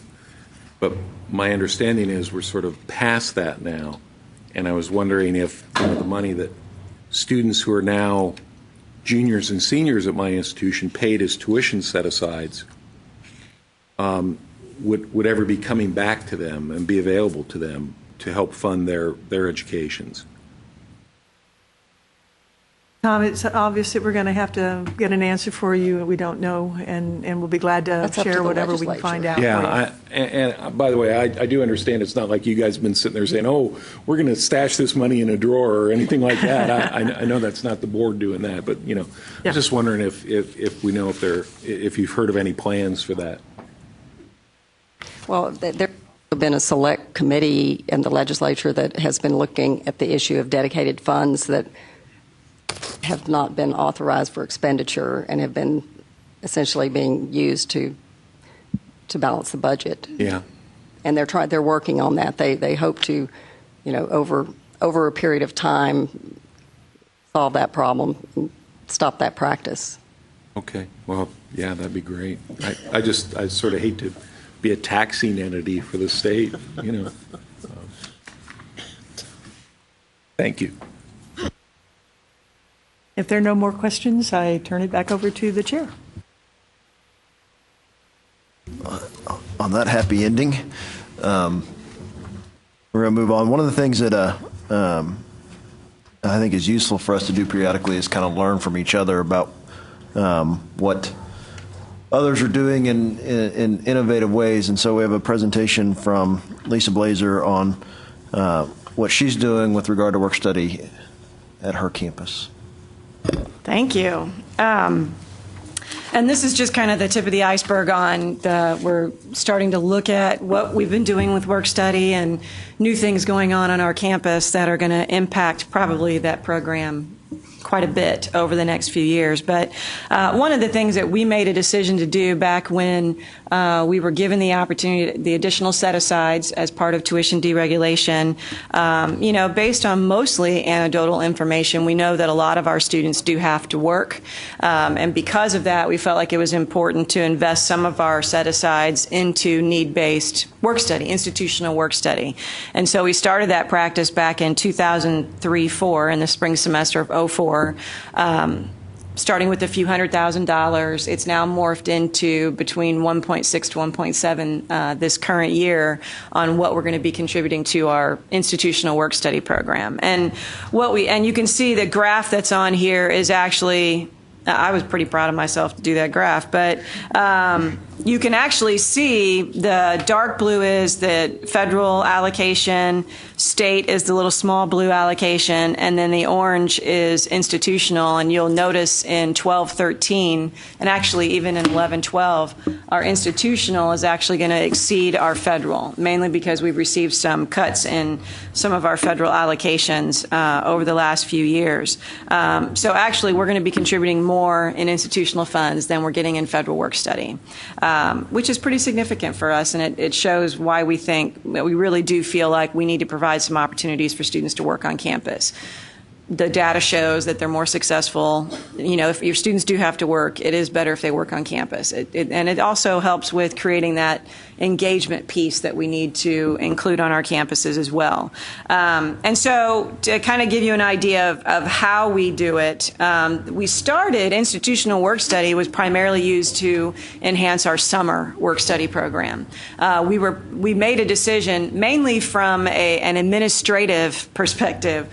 We spend all of our federal and state during the fall and spring, and then spend our summer, our institutional during the summer. That's how we started, because it's easier to do the phys app. So that may be but it is much easier to do the phys app and easier, obviously, for the Texas work study reports as well. Spend it all in the fall and spring, and then we have some leeway with what we're going to do with our institutional. It also helps because because summer is a trailer, I can use institutional work study as a trailer much easier than having to worry about the crossover, all that stuff for reconciliation. So that's one of the reasons why we went that way. What we have found over the past couple of years is we're now spending more of institutional work study during the fall and spring because we have an additional need for work study positions and for students to work on campus. So actually, I believe this year we ran out of federal money in January.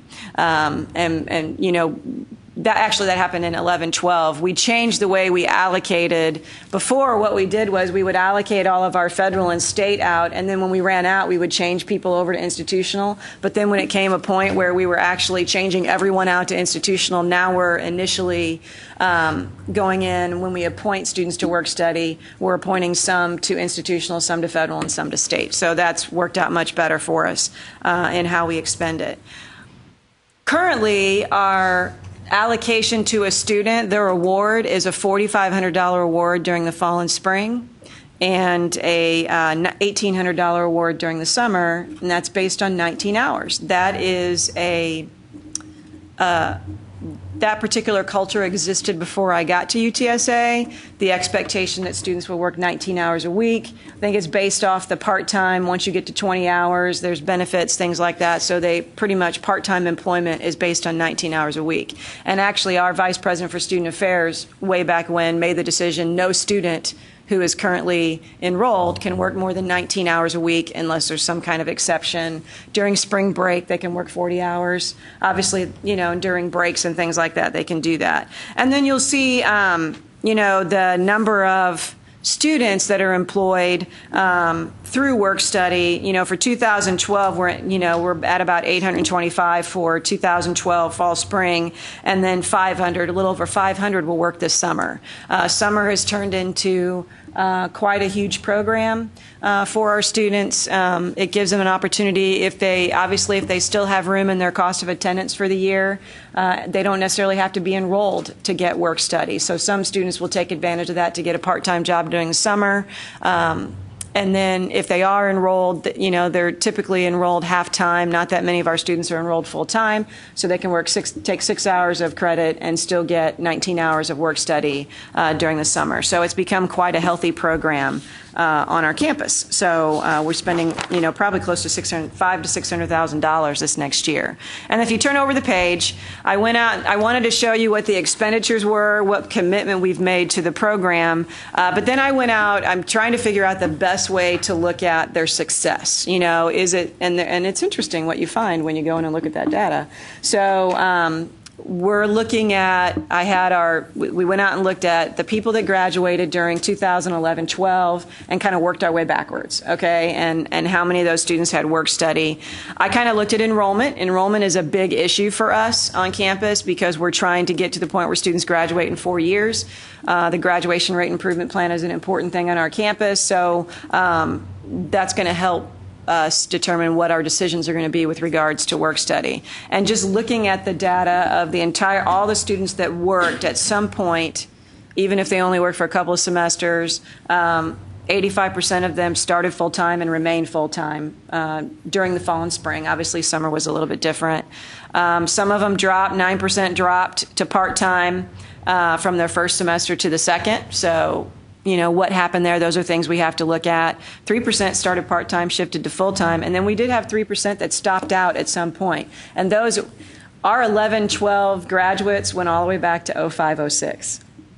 That's 7 years to graduate, but when you look at, it's just only like 16. So it's a very small population, that actually it's 15%, 8% that graduated in 7 years. So it's a very small population from that group.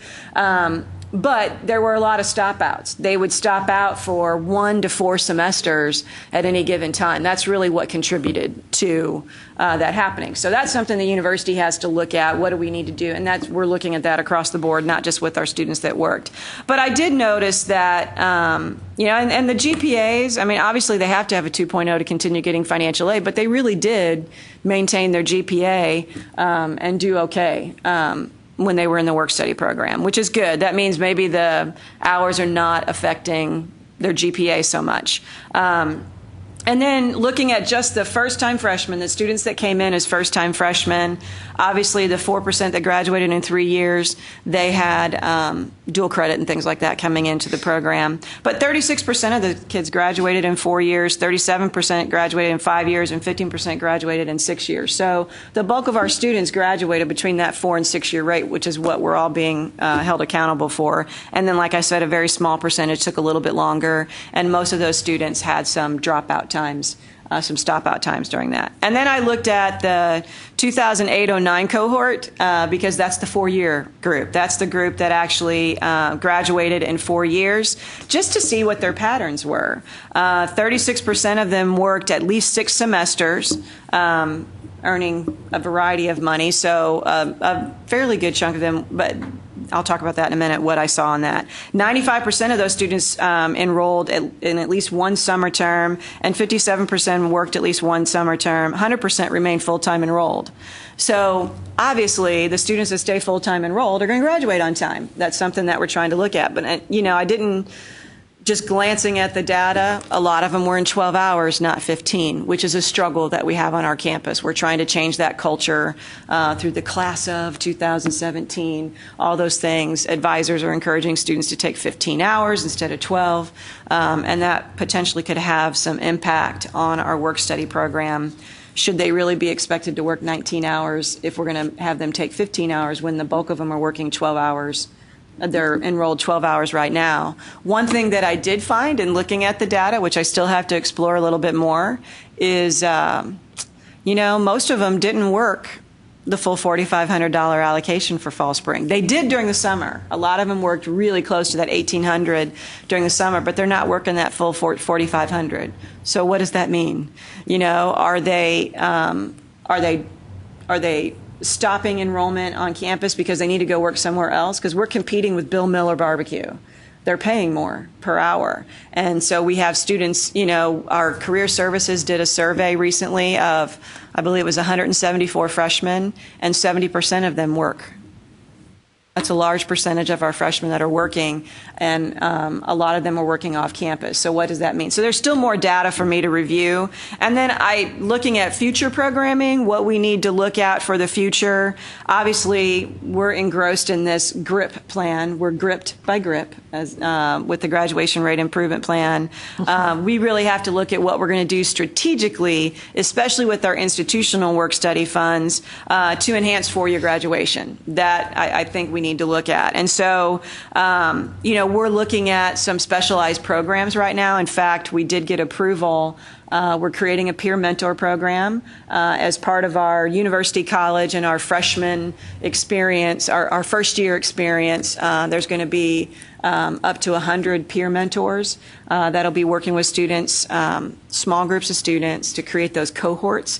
And so we're looking at ways that we can, normally those folks that did the peer mentor program, they only got to work one semester. And that was during the freshman seminar class. Whenever the students were in, when I taught a freshman seminar class, I had a mentor in there that was a junior or senior, and then she helped me with that small group of 25. So now every freshman is going to go through an academic inquiry class starting with fall 2014.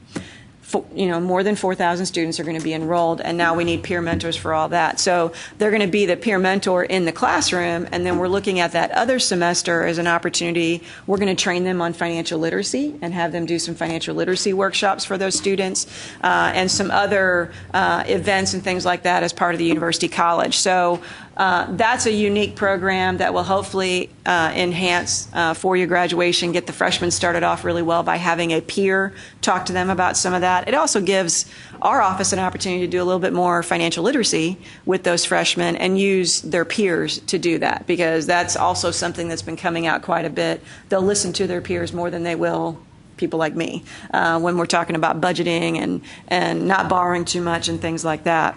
And then also we're actually in the proposal stage of creating some internships, some specialized internships, on-campus internships, which are great resume builders, and utilizing work study funds for that as well. So, we're looking at maybe an additional $1 million investment in those two programs a year. Starting with fall 2014. We're piloting some of them this next fall, and then by fall 2014, it could be up to $1 million investment in those two programs. And then, one of the things I want to look at, do they really need to be, Tom and I read a presentation at a conference just recently where they indicated that students that work more than 15 hours a week are not as successful as the students that work under 15 hours a week. Well, then why do we have our students working 19 hours a week? Can they really effectively work 19 hours? But yet we know they need to make money. So should we look at higher pay, less hours? And that's going to be a struggle for our department. So we're looking at, how can we maybe change that program so it's more appealing for the student? They'll take those jobs and stay in those jobs while they're there, and get the message that they don't need to work there. The whole financial literacy message of we need to make sure they understand if you take more hours now, work a little bit less, have a budget to work within, the payoff will be much better in the end. In looking at some of our data, the students that are taking longer to graduate, they're taking 12 hours. They may only take 126 hours. I remember looking at one student, but because he lived on campus, he borrowed an extra $10,000, $11,000 just to live on campus for that extra time. He could have saved $10,000 to $11,000 in student loan debt just by taking 15 hours every semester or taking some summer hours. The cost would have been less.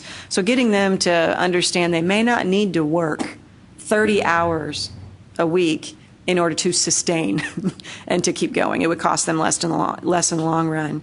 And then another thing that we're really looking at, one thing that I discovered in looking at the data is that while we spend all of our money every year, and we have departments that, they're starting to understand they have to use their funds. We had a lot of departments that weren't using their funds, and we took away some of those funds to give them to other departments that wanted to spend them because we had a limited amount of money.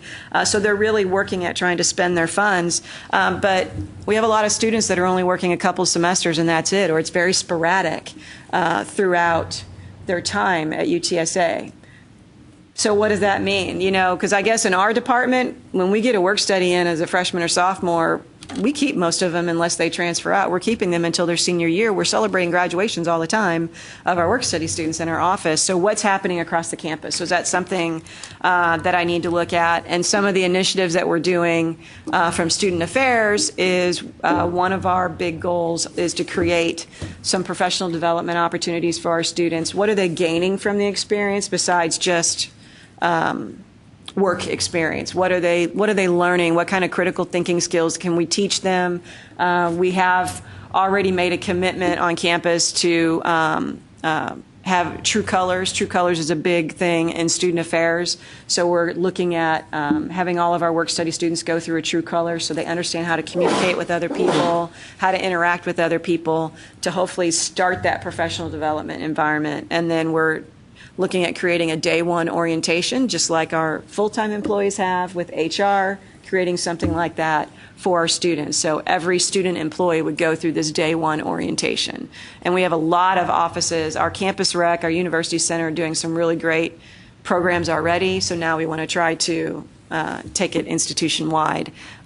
So there's some other things we can do maybe that will enhance the work-study program, get them to work more hours, gain some additional experience while they're there instead of going to Bill Miller to serve barbecue. So we're trying to, those are things that we're trying to look at because if we can't compete dollar-wise, we got to figure out some other benefits of our work-study program. So that is where we are at with our work-study program.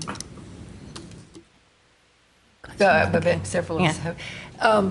When you added lots of institutional dollars, were any of those taken from, I heard what you said at the end about taking some money from departments and reassigning it, but was all the initial money new money?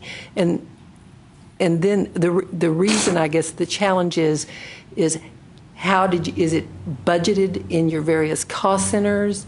It's not. It's the way we do work study on our campus. We give each departments request allocations every year. They do it for fall, spring, and then they do it for summer.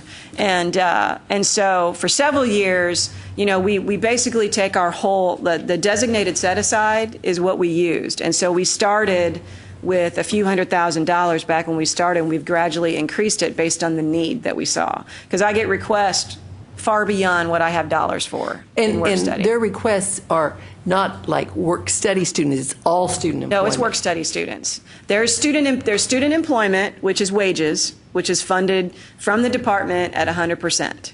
So that's a student wages. So like, for example, campus recreation, they employ 200 or 300 students a year. And you didn't pull from any of those? I didn't pull, no. The designated set-aside was our what we use for our grants and our scholarships.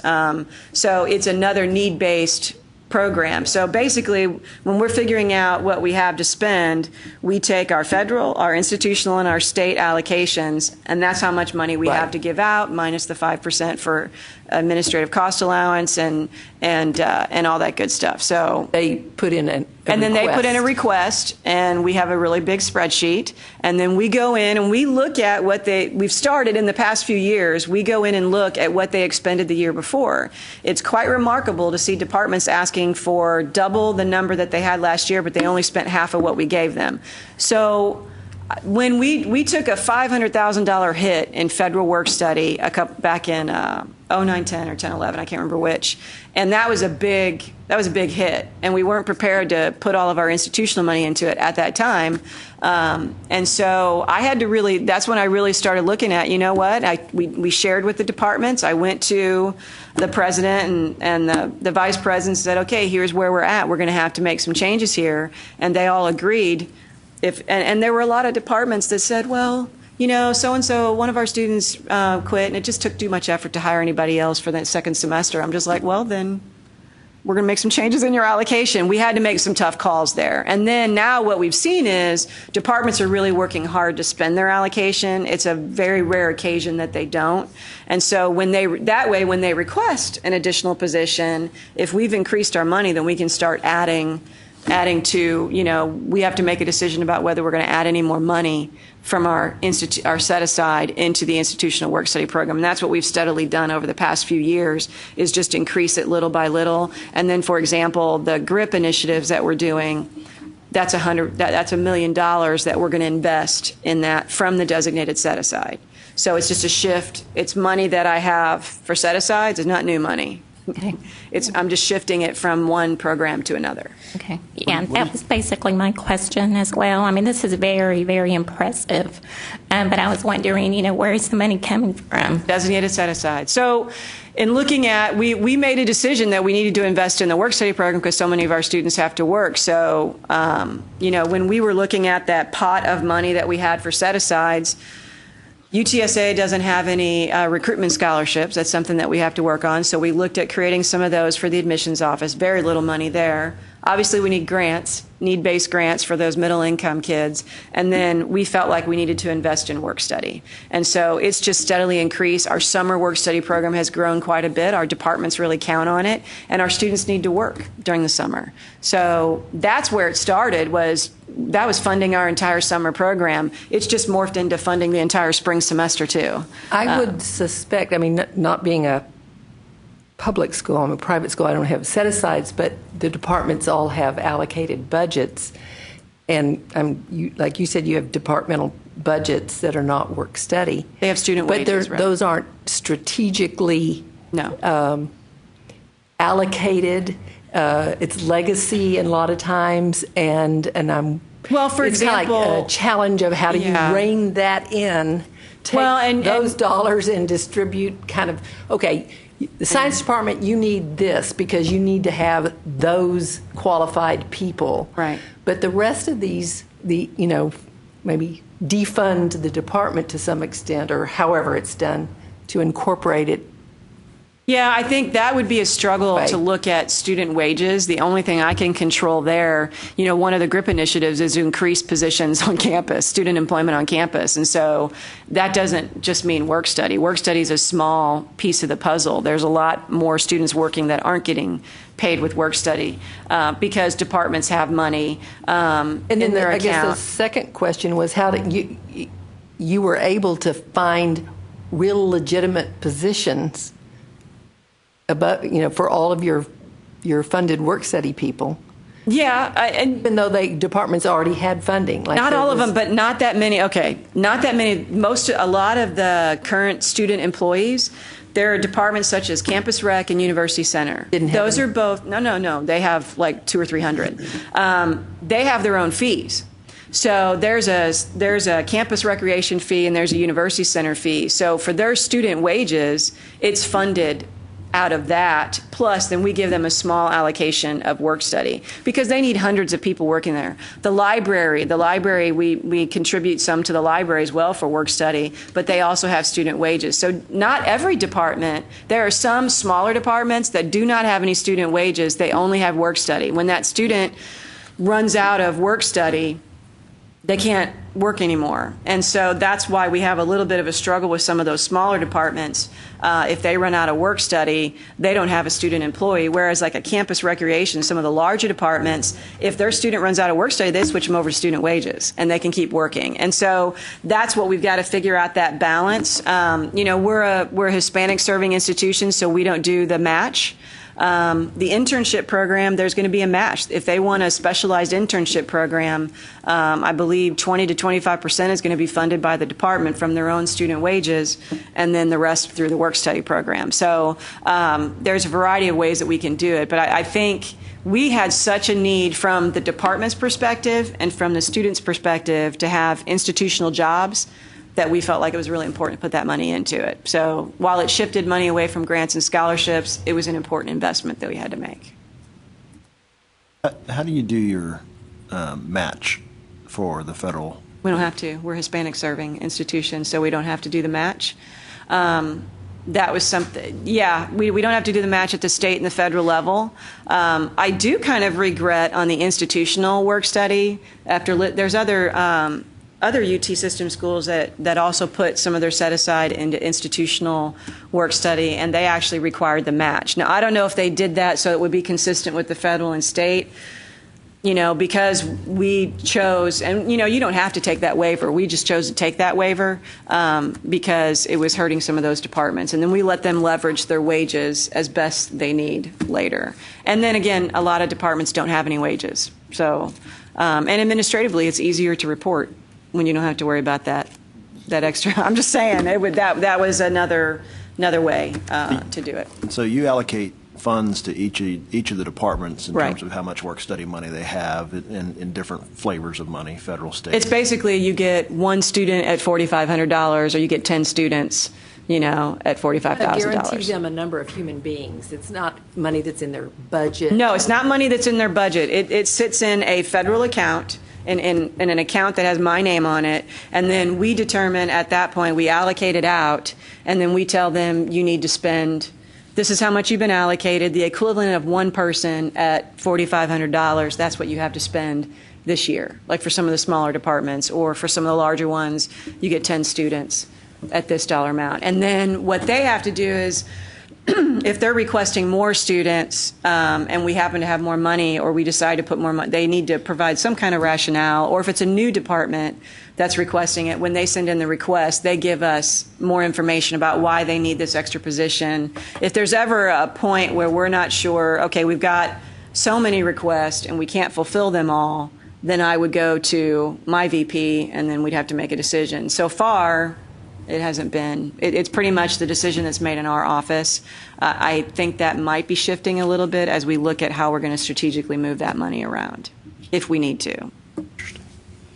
So we allocate it. We don't place students. I know some campuses, some financial aid offices place their students. We don't place them. We give the allocation to the department, and then the job gets posted on the Career Center, on the job bank, and then students apply for the job. So any number of jobs, whether it's paid through student wages or work study, TAs, different things like that, are all out on the job bank. If a department has an open position, if they're not, like we have some students that are going to continue next year. So if I have 9 allocations in my office, but I have 5 of them returning, I'm only going to post 4 positions. So we let the student has to find the job. I don't know about the other schools, but for us, one of the biggest challenges is, since work study is fewer people get it than anything else, it's like who are the lucky chosen? To get awarded work study? Yeah. Well, do you award it to freshmen and sophomore? Do you want it to the employer who wants to get back the same person they had because they're great? Well, we're not a university resource. Is it a student resource? Is it a recruiting We're not as resource? strategic as we should be with that. If they said yes on their FAFSA that they want work study and they apply by the deadline, we award it to them. So it's way over awarded in work study, and then we tell them you have to go find a job. That's how we do it now. View it as a guarantee. No, it's not a guarantee. It's not. No, it is very clear that it's not a guarantee. Is yours a guarantee? If they have it on the award letter, you're going to. Well, I've always viewed it that if you have it on an award letter, you're saying I've given you a job. Yeah, we do it that way too. I think a lot of the smaller ones do, but I think the larger ones do. So how do the other you way. use language that says this is your eligibility. It actually says work study eligibility, just like we do the same thing with our loans. This is work study eligibility. You still have to get a job. We give them instructions for where to go to apply for those jobs. Some students say yes on the FAFSA and they don't really know what work study is, so they don't really want to work on campus. So that's another thing that we probably have to look at if we're going to look at using our money more strategically. Who should be? But you've got departments. I'm not going to deny a department. Because I would think about, from my perspective as a supervisor, if I've got a really good student that started with us as a freshman, and if they still have need, if they still have work study eligibility in their senior year, I'm going to rehire them. And what we try to tell our supervisors, you need to encourage your students to fill out their FAFSA early so that we can get their work study eligibility on their award initially. because it is such a large award, because it's $4,500, it eats up a lot of need. So we want to make sure they get awarded up front. But, we do have some students that don't apply on time, that because the department wants them, they still get, we just have to adjust their awards after the What's case. your deadline? March 15th is our priority deadline. One thing you said on the cost of staying in school versus working and all that, there's a, I don't know if you're aware, there's a Senate Bill 1531 that's passed the Senate.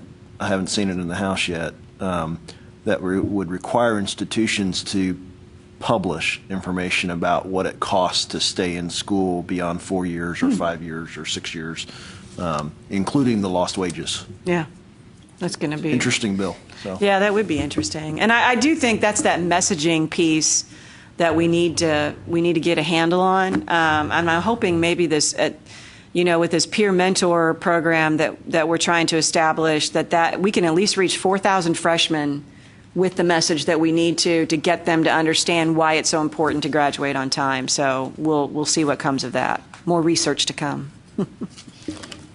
Lisa, so the numbers you have on the back page about enrollment and GPA and graduation rates for your work studies, are those all, they're basically as good or better than the student body as a whole? Are you finding is? I haven't looked at the other set. That's something I need to do to compare. Okay. Obviously, our 4-year graduation rate is not 36% right now, so I would imagine that it is a little bit higher. But I don't know if we can attribute that to work study, especially if I'm finding that a lot of our work study students are working sporadically and not, it's not like I see them start like that freshman group, that 2008-09 cohort, only, what is it? Only 36% of them worked at least 6 semesters. So, and that some of those include summer. So that's to me, that's not a very high percentage of students staying employed the entire time. So it'd be hard for me to say we can attribute students that work on campus right now, students that that are part of the work study program have a higher, because they're not working all 8 semesters or, things like that. So that's something that we'll have to dive in a little bit more and really, what's happening there and what do we need to change in our program to keep that retention up, and what's causing the lack of retention in staying employed on campus.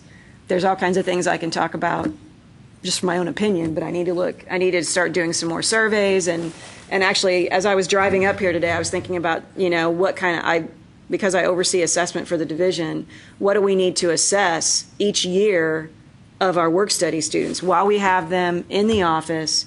What do we need to assess to figure out, how was your experience? What did happen? Did you encounter any barriers? Why did you only work 5 hours a week instead of 19, those kind of things. So I think we're going to have to really build an assessment model that looks at those currently employed students and what's happening to them, and then maybe an exit assessment. Now some of the exits are because the departments exit the students out of the program, but if they really truly are leaving a job to take another job, we need to find that out, what's happening, and that's the only way I'm going to know what I need to pay them per hour. I know what Bill Miller's paying. I keep using Bill Miller, but it's across the street. They could walk there from the dorms. And we've had students that come in and say, well, I can make $9.50 an hour at Bill Miller. It's really the barbecue sauce. It's so much more fun to work on campus. And it is a student engagement thing. If they're on campus and they're in a department, if that department's doing what they're supposed to, you've engaged that student on that campus, and that contributes to their success as well. So, But I wouldn't sell short, even if they don't stay in the on-campus jobs. I want to say it was about 1999 or 2000, there was a woman named Jacqueline King at ACE who published a study about freshmen who worked on campus. Mm-hmm. And she went back and looked at them like 3 or 4 years later, and she found much higher persistence rates of those, again, who worked in that sweet spot of, 12 to 15 hours a week than freshmen who didn't work at all during their freshman year. And that's the student engagement. Yeah, that's the engagement. So if it happens early on, even if they drift away from the working, it could be that there was something that happened during that first year that helped them get more engaged and things like that. Also, nursing and education, it's hard for them to work all 4 years. Yeah. Because they've got clinicals at the hospital Yeah. and they've got to do their student teaching. They're sort of working, but they're not working in work-study jobs, yeah. Well, that's not on our campus. We don't have nursing. But I mean, we do have, I just think there's a lot of things that we could, we don't want, the thing I want to do for students, because I think back to my work study experience, and I always use that as kind of like my spiel, because why would a piano performance major be in charge of financial aid, But it's because I'm a product of work study. I did work study my entire 4 years at my institution, and most of that was done in the enrollment management area. So it seemed like a natural fit when I eventually started working full time. So I guess, one of the things from my student affairs perspective, I really want to figure out how we can make that a very positive experience while they're in those jobs, because I think, first of all, it will enhance retention and graduation, but it will also make them more employable when they leave. That's part of the reason why our career, our director of the Career Center actually came up with the idea for the internship program, because we want them to really get an enhanced experience to help them pursue that career, later on, because that's another, retention and graduation is an important piece of what we do, but so is making sure that they're employable when they leave. So what are we doing to help that? And I think the work study program could really be a program that would help students, especially at our institution. So now we just got to really look at the data and figure out what are we doing to create that learning environment while they're in those jobs, and not just having them sitting at a reception desk reading a book. Pet peeve of mine, by the way. So, just one last question on the number. Does the number of jobs posted, how does that equate to the number of students who are eligible if you're awarding just based on eligibility and requests? Oh, there's way more students eligible than there are jobs And so you're posted. awarding massively more than there are jobs. How much flack factor do you get? None.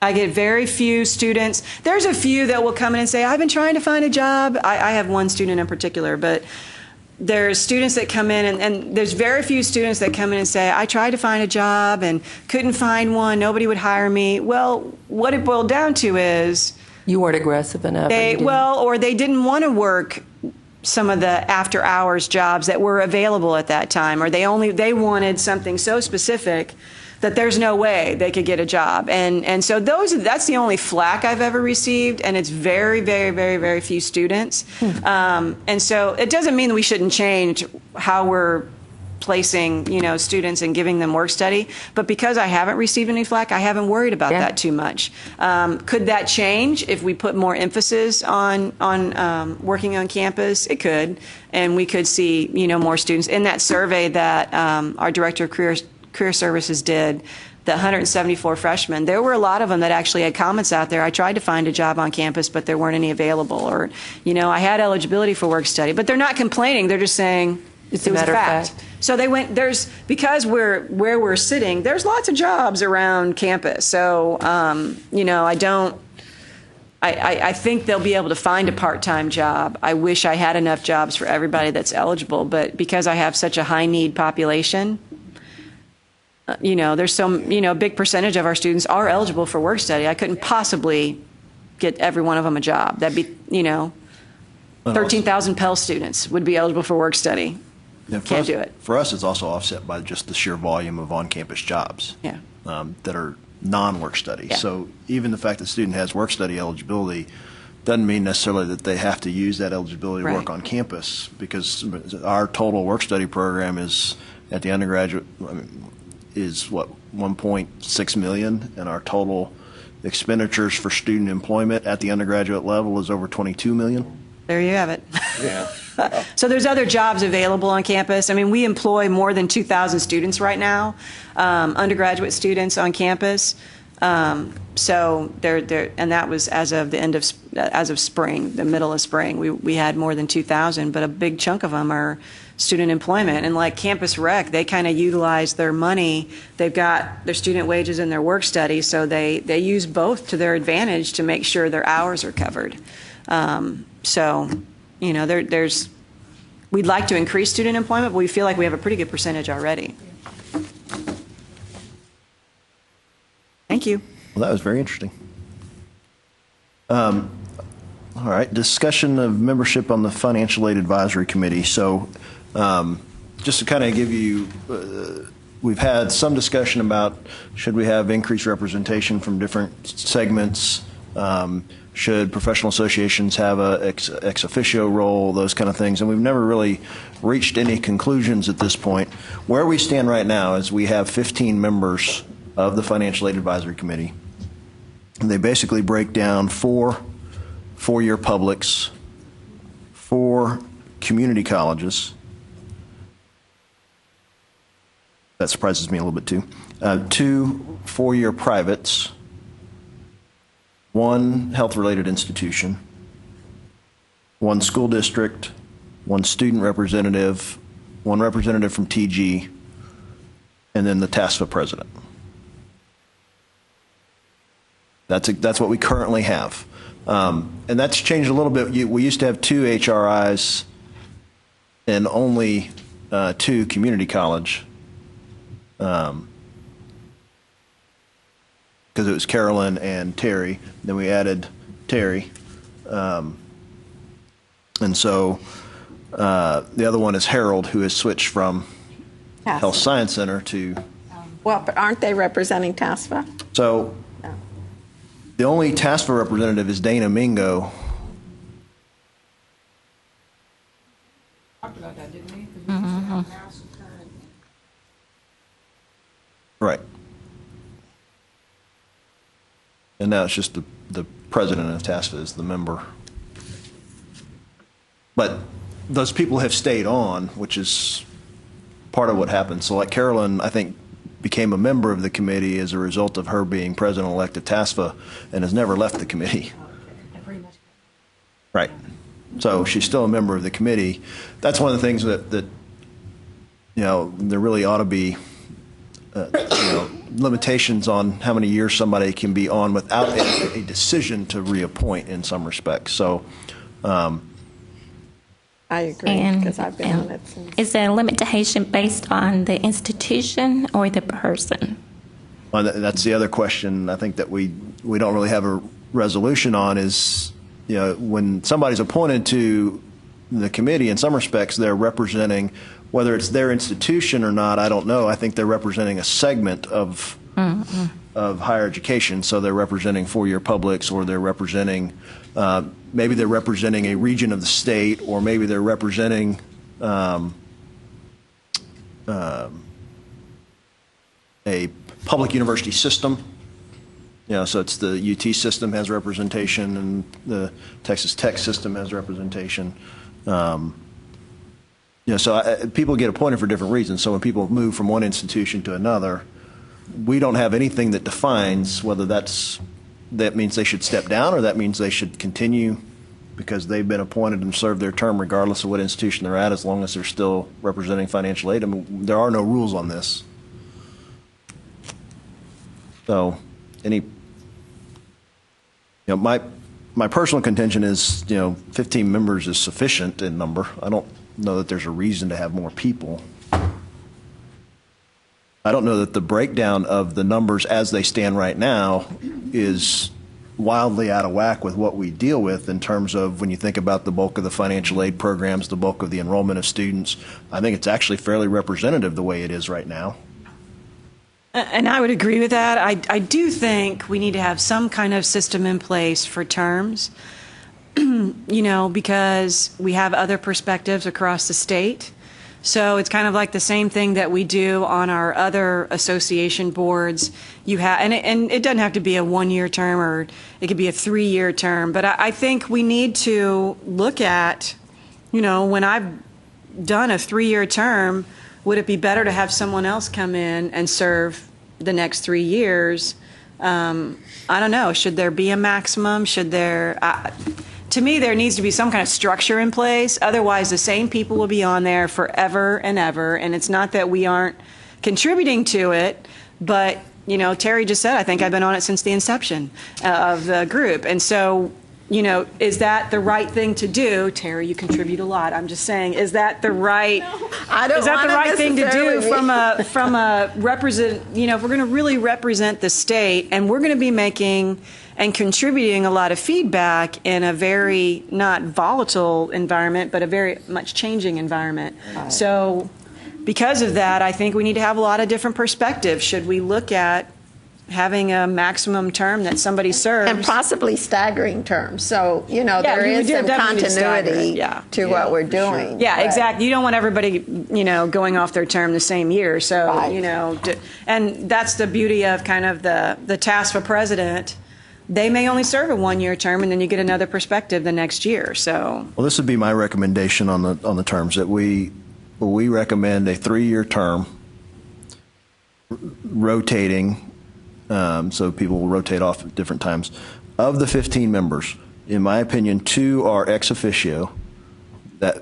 And by ex officio, it's by default of what they represent. So TG and their representation is ex officio. And the task for president. So in the case of the task for president, it's only the task for president's year in office. In the case of TG, with it being George, it can continue to be George as long as TG wants it to be George, or they can switch it out whenever they want, but it's by virtue of that. The student representation, I'm assuming, is a 1-year commitment. It's actually a 2-year 2-year commitment, okay. One thing I wanted to say, I agree that 15 members is plenty for the board, but I think it would be very beneficial to have another student that represented a community college, because I have a perspective on 4-year universities, but I don't know the same challenges that a community college student would face. Okay. So that would be my only recommendation. So I don't have any problem with recommending that we go to 16 to accomplish that. And then we can work on kind of a rotating, even on the students, then one would go off 1 year, one would go off the next year with 2-year terms. That leaves essentially 12 remaining members that represent the school district, the health-related institution, 4-year privates, 4-year public, and the community colleges. And they would basically rotate, 4 would rotate off every year. I think having the school perspective like a Pilar is also good. And she's been, I think, part of this committee forever, yeah. So, I think having, maybe 2 in that capacity would also be good, just to get, because she comes from a very organized school district that has been very proactive for years. Yeah. So what we need is a disorganized school district. No, I'm just saying that, they really have been doing very well for many years. Yeah. So, well, and if we actually did try to see if we could find a second high school representative, then that would give us a 17 and an odd number, tiebreakers and stuff like that. And then we just have 1 year where 5 people rotate off instead of 4. I don't have any objection to that. So I think, and then beyond that, as far as my argument would be on, people being able to serve multiple terms or back-to-back terms. I don't think you put any rules on that. I think you let that ultimately be dictated by individual circumstances, needs of the committee, what coordinating board thinks. And so people can be reappointed. They can serve forever in some respects, but at least there's always a decision point every 3 years. Also, I realize that a lot of lack of funding in school districts contributes to the fact that most everybody here is relatively local, but we are missing a great regions of our state with representation, and they would have certain challenges that we don't all face in these regions. So that's just, I don't know how to fix that, because there's not going to be money for it. Well, I think ultimately what will help that is there's a big push in Sunset and other ways to try to get the coordinating board to streamline number of committees, have better processes associated with committees, those kind of things. And I think if this becomes, the process for somebody being selected for this becomes much more formal, to where it's a request to a superintendent of a school district or a request to the president of an institution or the chancellor, or I think you get a little different context for whether or not you're going to be willing to commit somebody to be a part of that versus you pick up the phone and call.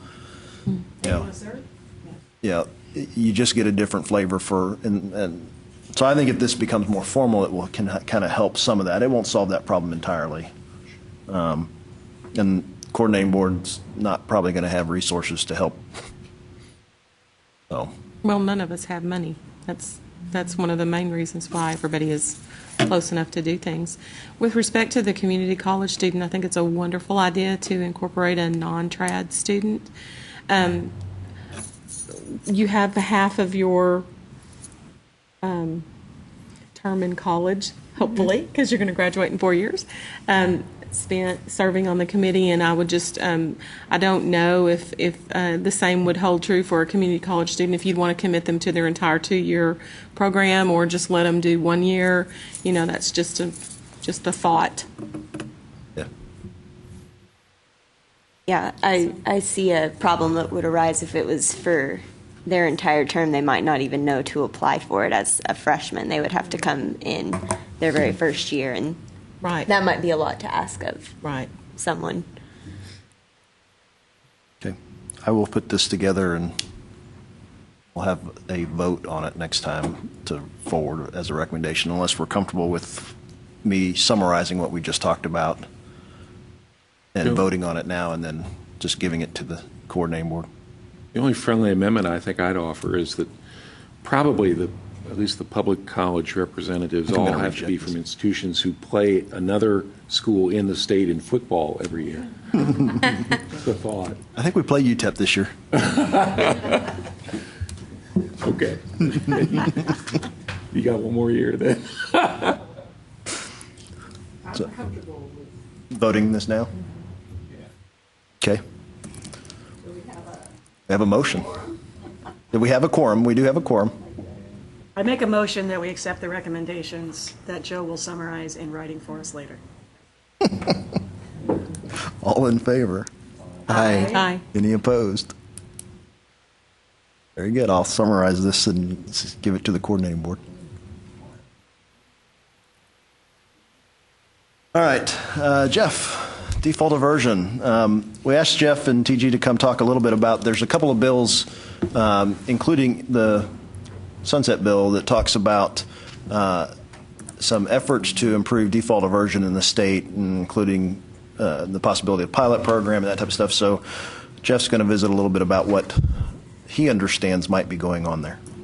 Yeah, with the emphasis on he understands. I'm sitting in for George on some of this legislative background, so he has a fuller comprehension of that.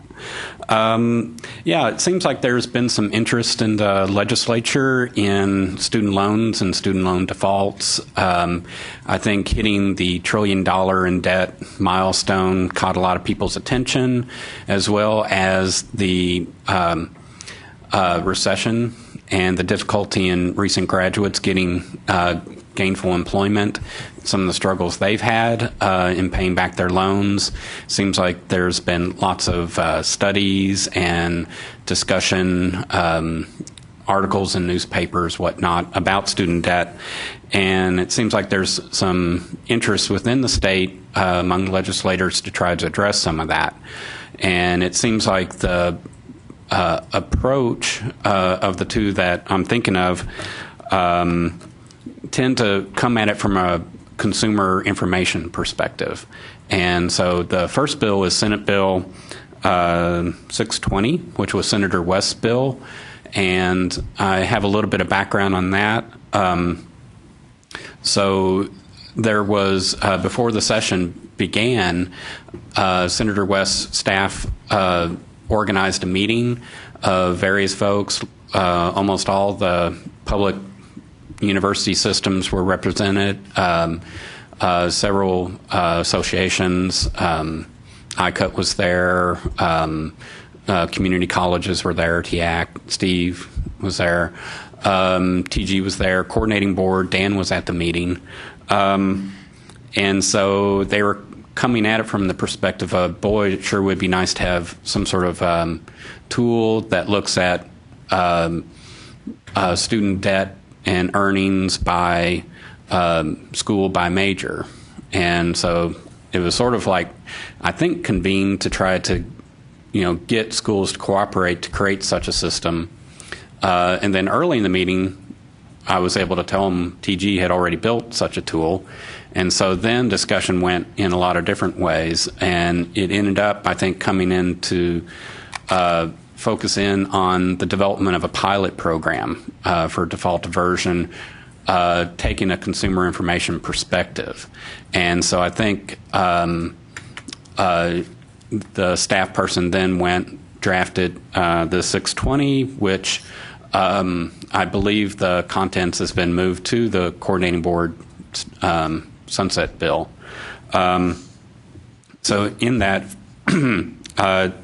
it would like the consumer information to consist of consequences of default, financial consequences of students' academic and career choices, and also the strategies for avoiding student loan delinquency and default. And they identify the type of schools that they would like to participate in the pilot program: general academic teaching institution, community college, a private independent college, career college. And they want to give priority to those schools that had 3-year CDRs above 20%, or where the CDRs are growing faster than the state average. They also said that the coordinating board may contract with one or more entities to administer such a pilot. And I know the bill analysis for 620 did mention TG as a possible entity. There's supposed to be a report by January 1st, 2016, and they want to focus on the outcomes being CDRs, which, for those familiar with default rates, if you're having a consumer information tool that is guiding people as they enter school, to the extent that they're at a 4-year school, probably 4 years is the earliest they can get through that. And then you have the waiting period before someone can actually default, the 3-year rate to kick in. So they're not really going to have CDRs until much further than 2016. So I think the staff understands that. And so they just want to probably get a report on how things are developing. So that's kind of a summary of that. There's another bill, House Bill by Alvarado, House Bill 1296, that is also consumer information focused. And so that focuses on having TEA create such a tool with the cooperation of the coordinating board and TWC, Texas Workforce Commission. And it seems like the intent is to help colleges cooperate with the information coming out of TWC to have better alignment of courses and programs to meet the state's workforce needs. But there's also a consumer information component to that. So TEA would prepare information comparing institutions of higher education and post on their website, and then the idea is that colleges would link to that site. Their target is providing this information to students attending public high schools. This bill lists a lot of the type of information that would be reported, including cost of tuition, retention rates, graduation rates, average student debt, student loan repayment rates, employment rates, the future workforce needs, annual wages for the top 10 highest demand jobs in the state. So the role of colleges in this would be to link to that TEA site, and there's restrictions on, you can't bury the link 3 deep or something like that on your website. So there's some direction there. So the bill identifies the coordinating board, workforce commission, TEA, and then any other state agency requested. And I know we've talked. TG has talked to TWC about this, and they like the Major Choices tool that we developed. But they like the consumer-friendly focus of that. What else? These organizations would collect information and make 5-year projections on workforce needs. Coordinating board would be requested or directed to identify training needs to meet the workforce needs. And so the TEA website is geared for counselors, students, and parents. So that would be required to report on that by February 1st, 2015. So those are 2 legislative things going on. I know TG had a lot of ideas if we were to be involved, sort of what our general idea of how this might be successful. Did you want me to go into some of that? Okay. So one, we're prepared to help. This is really within our mission and what we like to do and focused, and we have a lot of programs directed in that direction. We have the Major Choices tool, which meets most of these needs. It doesn't have like the graduation rate and retention rate. I think it's missing that. We're about to have our phase 2 of the tool, which will include a lot of the occupational career information that these bills sort of direct people to. We also have call center support for the tool. So the people who man the TFAC phones, I think y'all had a presentation from Sam Wilson 1 or 2 meetings ago.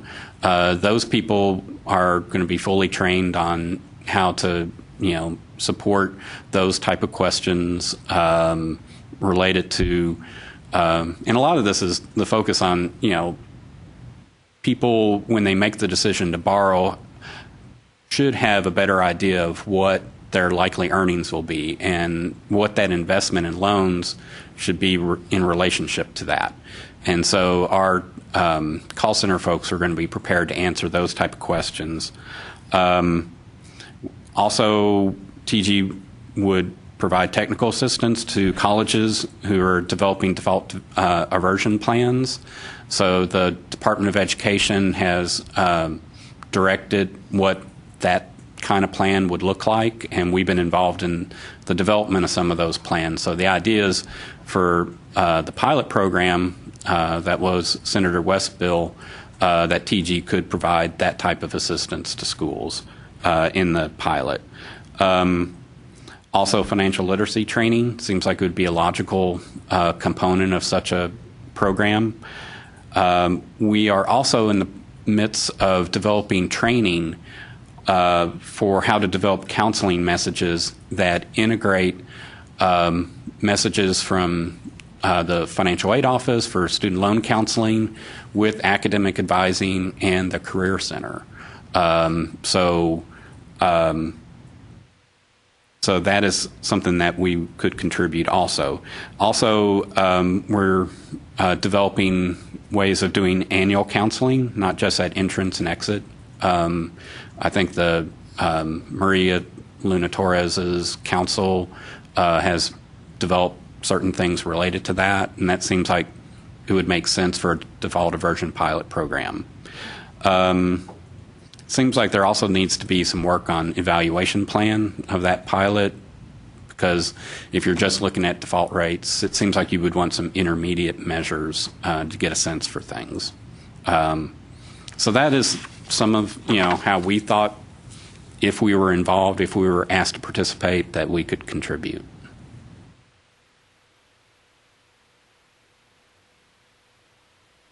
Comments or questions for Jeff? Mm-hmm.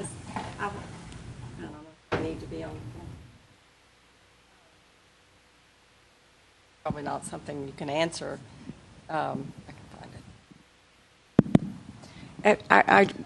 When we talk about putting out information about likely earnings if you're in this or that major, what do we think the outcome is going to be? Students are going to just drop out of school and say, well, this is impossible for me to do this. If a student, for example, wants to be a teacher and sees that, well, I really should go into computer science, but that's not me. I just wonder, what we expect to see happen from this. Mm-hmm. Well, I think the idea is that people would be informed before they already make the decisions. And these kind of tools, and the coordinating board has a similar tool with college measures. The idea is that they go into it with their eyes open before they commit themselves. There's been countless articles. Usually the student in those articles is from New York City University. Almost all the stories mention those folks, and they basically say at the end of studying whatever degree, they realize that they are unprepared for a job that will allow them to pay back their loans. So the idea of these measures, I think, is to get them more informed, and since it's a reality check. So if they're thinking they're going to graduate from college and they're going to be able to buy a big McMansion house immediately, or that it may hopefully focus them to say, okay, to keep that debt level in a reasonable range, should do the same things Lisa was encouraging, and I know Tom has, and everybody here, graduate on time. And it should provide extra evidence for the efficacy of that. But no, you're not going to get an art history person saying, okay, I guess I need to be an engineer. That's very unlikely. But if they're deciding, okay, here are 3-4 different potential things that I could major in, it may weigh into what kind of decision they would make. I think that's the intent. I know it's the intent. I just wondered if, only time will tell. Bless you. Yeah, I think so. Jeff, and I think there's a lot of sense to everything you're saying. I also think that graduating on time or graduating in a major that'll provide you with sufficient earnings where you can comfortably pay your loans back is important. But at least everything I've ever seen in the literature suggests that graduating is the key. And so to the extent that some of these things might have a chilling effect on some students persisting on to graduation, I think that's potentially problematic, but I would guess that through things like annual loan counseling, that might be issues we could address. I think that the other thing I'm wondering about is it seems to me, having actually started my career doing pre-loan counseling for the old Hinson Hazelwood program, I think there's limited efficacy to counseling and the provision of information to students as they enter college about their borrowing and in terms of default prevention. There may even be limited efficacy to exit counseling. I'm wondering if anybody's thinking about any kind of just-in-time delivery of information that would be helpful to ex-students or even former students who are now in repayment and having difficulty making their payments, about all the different options that are available to them for avoiding default. For example, in the bills that you folks have looked at, is there anything that looks at that might get into that at all? No. These are all, as you're entering school, that seems to be the focus. Obviously, TG does default prevention counseling and grace counseling, things like that. So there's some of that going on. To the extent that students know to call the TFAC number, they can get assistance with some of those issues as well. Well, it's actually the success of the default prevention and grace period counseling that you folks and some others in the student loan industry have done that makes me think about whether or not there might be, we may need to look more at at sort of a delivery of the information to people as they're beginning to get into trouble, not 3 or 4 years before they even have to start thinking about repaying. And again, I'm not suggesting we shouldn't do something in pre-loan counseling or entrance counseling, but I'm not sure we'll find that that's quite enough. And there may be a case to be made for at least looking into the possibility of stepping up due diligence when people are in repayment and begin to become delinquent, or even just before they become delinquent, once they enter repayment. Mm-hmm. That sounds reasonable to me.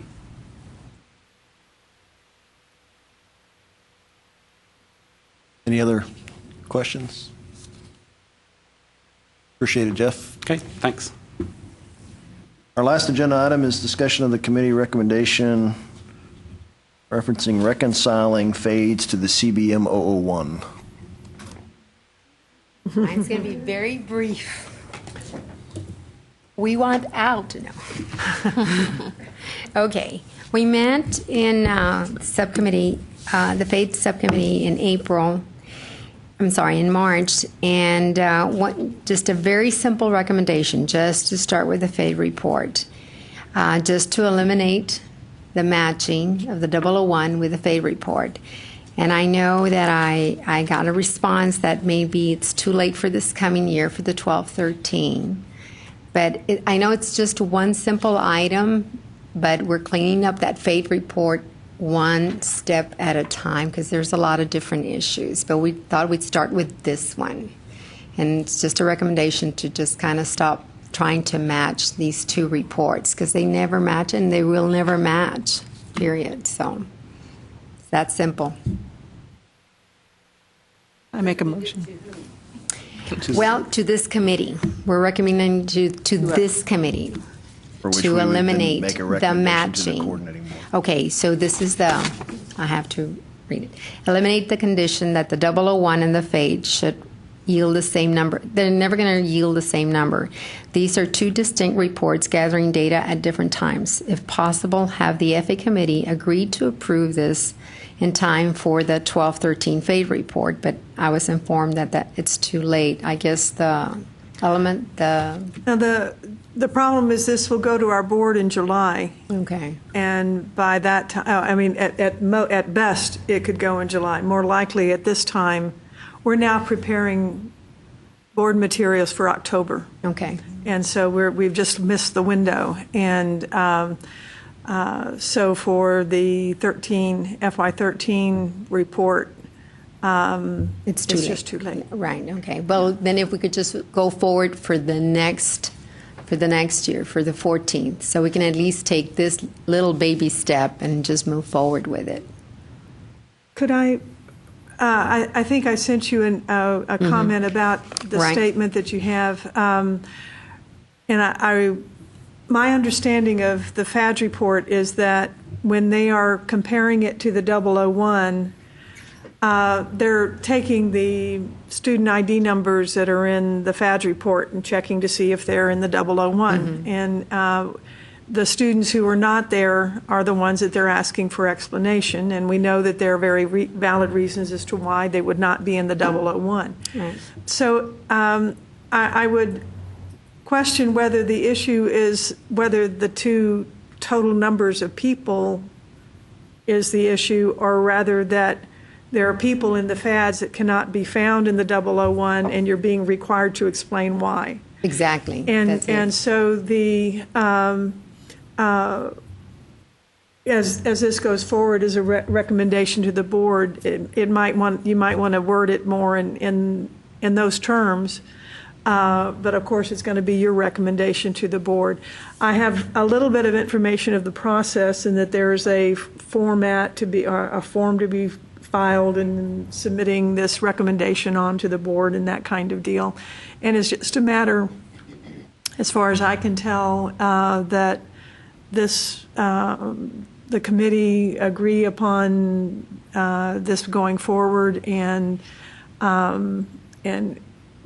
if the committee wanted to agree on the specific wording, that would be one thing. This would be really up to you as to whether you want them to agree to a statement of a specific statement or something that you would compose to the effect of what the subcommittee is suggesting.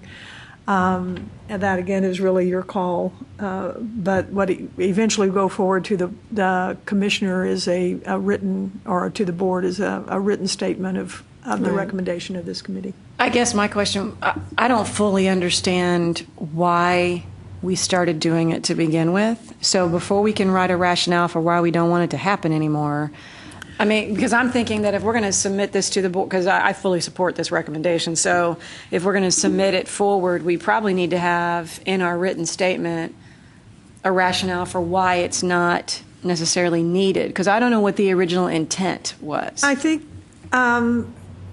a query was raised by a legislator as to the amount of financial aid going to affidavit students.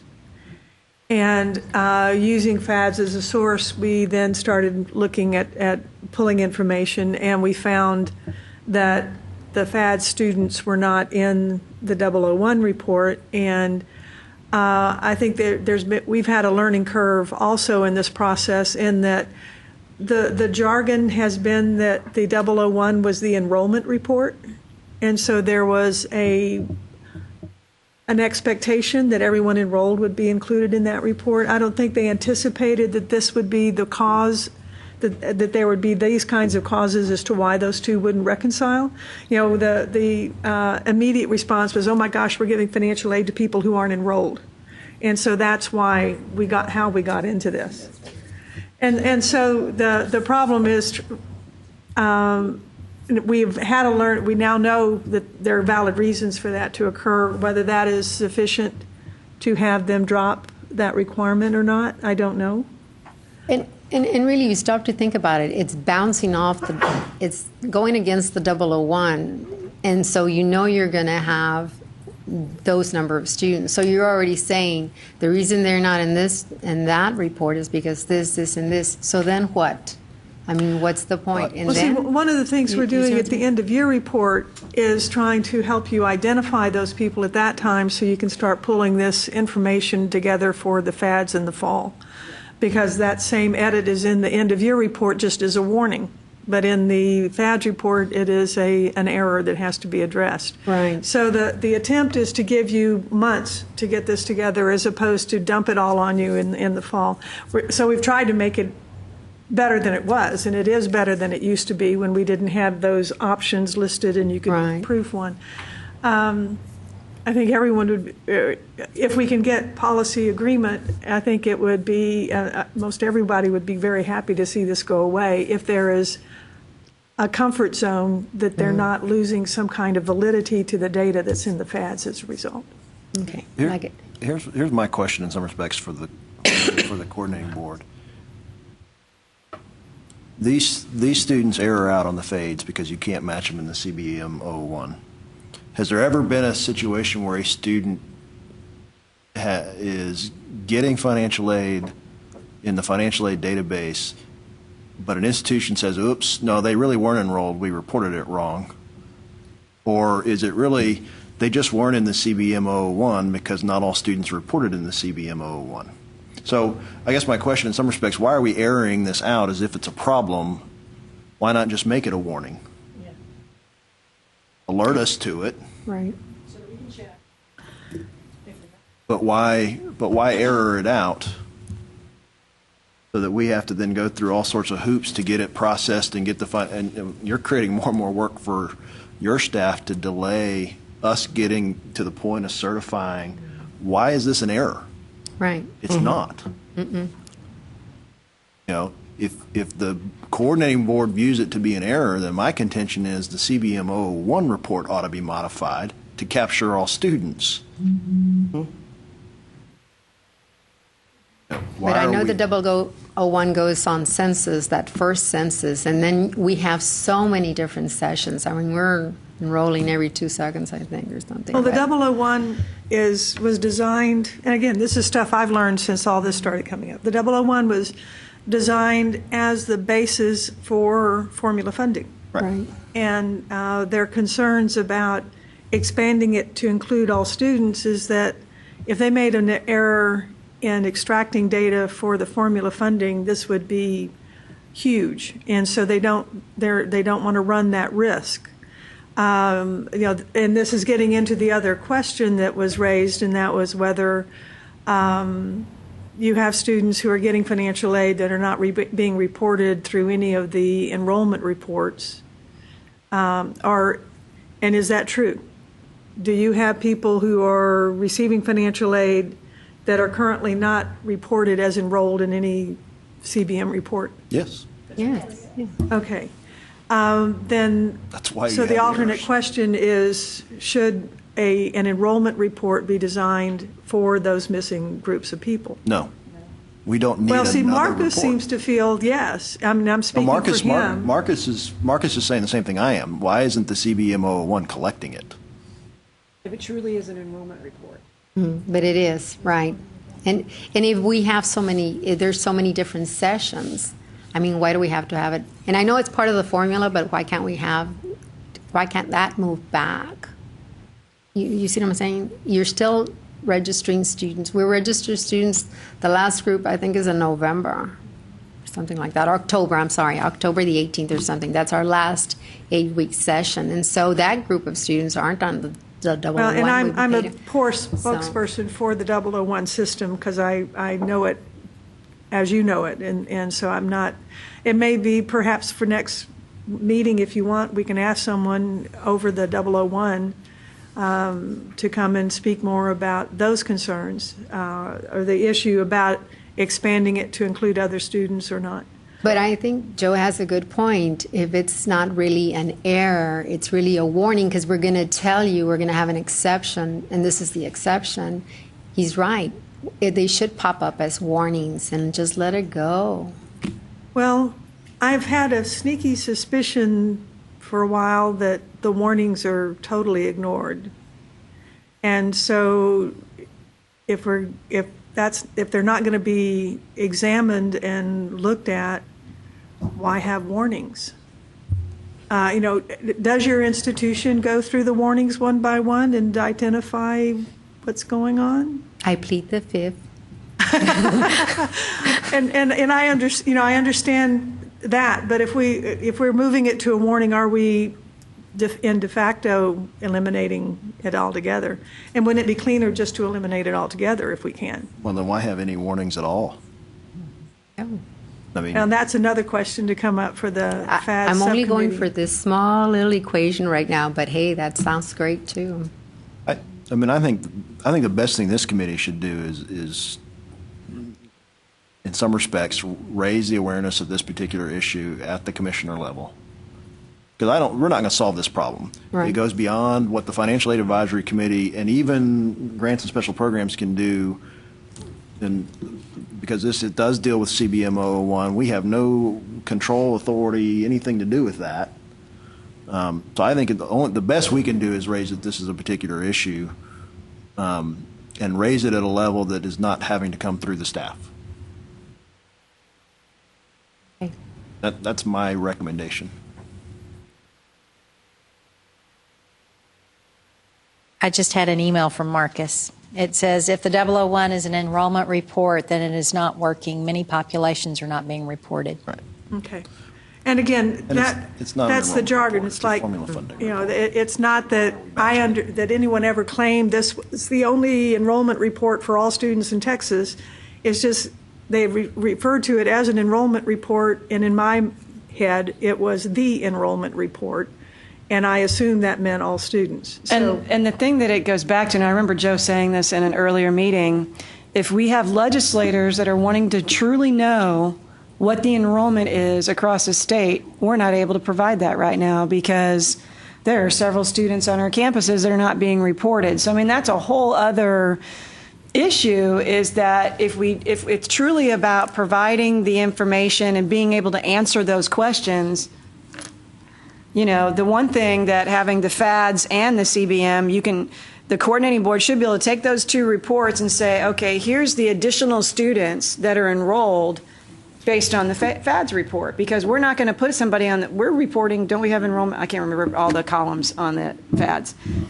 does it have enrollment information on there? Yeah, so we're reporting enrollment information for students that are not on the CBM, so that should be added to the total so that if you need to do a legislative request of how many students are enrolled and then how many of those are getting financial aid, those should be pulled together as opposed to, they're out of whack. But So- even in our case, it's not exhaustive. No, it's not exhaustive. I'm just saying it really is. These are additional students that are enrolled because we're reporting from our system enrollment at the time that we're doing the FADS report, just like the CBM is reporting enrollment at the time that they do the CBM report.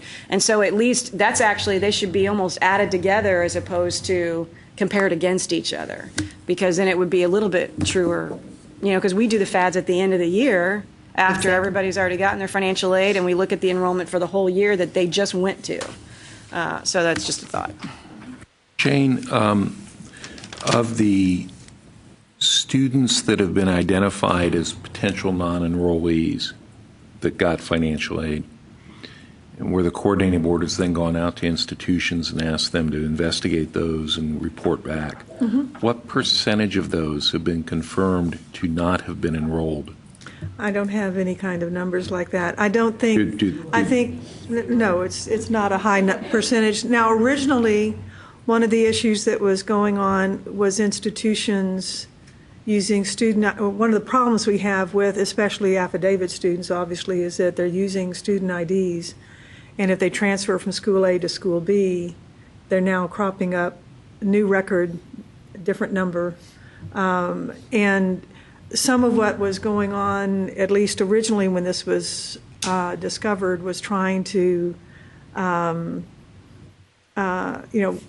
if they're identified as an affidavit student, how do you then find them in the enrollment? Because they're probably there. It's getting the matching among the IDs and all of that kind of stuff. Again, this is not a problem that I've been involved in much. I'm certainly aware of it, and I know it creates a huge burden for you. It certainly does for Tanya Trevino and so forth, and I'd love to see a resolution to this. But certainly, as you've stated, it's not the Grants and Special Programs Office that will determine whether the CBM whatever reports are going to be changed. But we can make them aware of the problems that are being caused. I wouldn't be surprised, and I'm stepping out on a limb, I wouldn't be too surprised if we can get acknowledgement that the issue that they were trying to solve when they suggested doing this is not what that can be resolved this way, or that we're not solving that problem, or that this edit is not a necessary one. I think there's a possibility that they would agree to that in the context of the work that it's creating, and that 4 years later we're having the same issues coming up because it's not a problem that can be solved through these two reports. Who's they? I want to say the front office, the people who were involved with the original decision that this edit needed to be added to the report. Who's the front office? The receptionist? The commissioners, deputy commissioners, secretaries. No. I mean, this decision was made at a very high level because the legislature was asking for data and we were in a bad position to provide it. And so there was a great concern to make sure that the data that we have was complete. And again, the first reaction was, oh my gosh, we're making Texas grant awards to people who aren't enrolled. And so that kind of issue has long since been resolved, but that's the kind of thing that generated this, and we're long past that mode of thought. So it could easily be something we can do away with, but we've got to go through the process. Okay. Well, Mr. Chairman, I think Rosario laid out the committee's recommendation. Is this something we should act on at this point? Yes, I agree. I do have another comment from another institution if you want to take it. Sure. Said in regard to the warnings on the financial aid database report in general, many of the warnings are not relevant. For an example, the AGI warning that you get when the AGI is higher than a certain amount. The warning codes need to be updated to truly identify warnings requiring review. Okay, well, your subcommittee would be a marvelous help in identifying what those are. One of our problems is hearing that kind of general statement as opposed to getting some specific, obviously the comment about the AGI is very specific, but we need your feedback as to what warnings are useful and what are not. And the warnings are there intentionally to say, hey, this is something you need to worry about. And if it's not something we need to worry about, those things can be amended. Okay. We're I'll take it working back. at it from our viewpoint. You've got a totally different perspective from what we're dealing with. So does the committee want me to take this to the... I make a motion that we take this request to the board.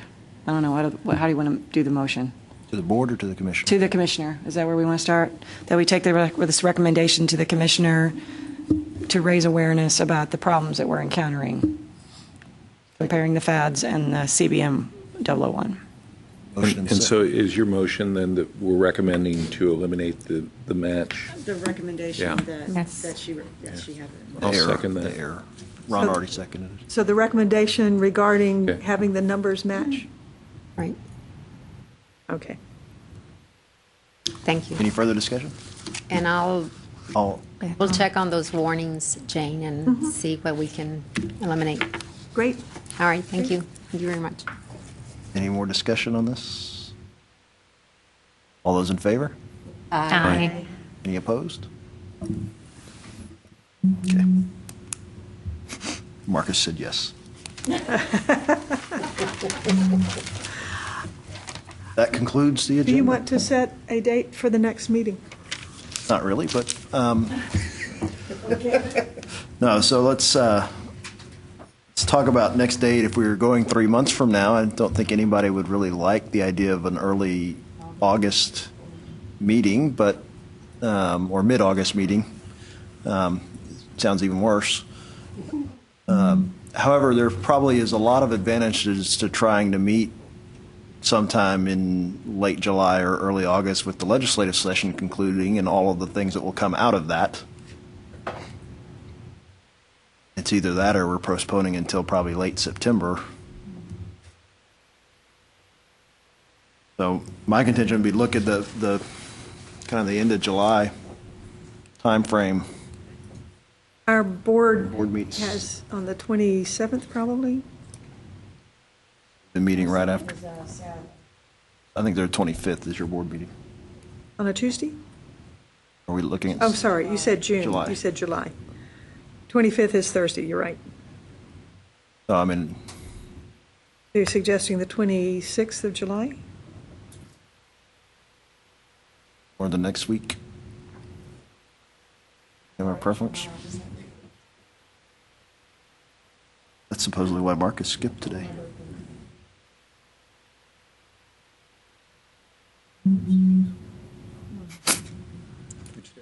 What are you looking for? How about August 1st? No, I think August 1st is, I think August 1st is the School Lender Advisory Board meeting with TG, which would involve Zelma and myself and Marcus and Dana. How about the July 31st Gary. then? It's your birthday? We could celebrate your birthday with all your friends. It would be helpful, like generally we schedule them back, together, and that way Marcus can make one trip here and do 2 meetings in 2 days. I won't be able to make it that week, but that's. Then I think that settles it. Because Terry's been here since conception. I'll also be out of the country at that time. I Whoa. get back the night of July 31st. Oh, you can come then. I could come on the No, 1st. just land here. But not the 31st. We could do. So what day, the 2nd? The 2nd. The second's on a Friday. Thursday, they're at. Second's a Friday. Yeah. Do the That's 31st. fine. The 31st or the 2nd. Yeah, I could do It's fine. either one, Joe. What do The you board want? meeting is, the boardroom is not available on the 31st.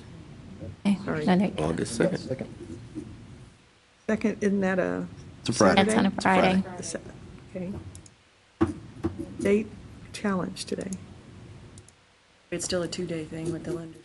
Yeah, that'll help Like some of the us. 2nd is a possibility? One day, that's it. It's See. not the Yeah. first one of the year where they have an orientation. Still don't like Friday? Hmm? Asking Marcus. If we end at 1, it'll be great. Just kidding. Yeah. On a End at Friday. 1. Does format work? Yeah.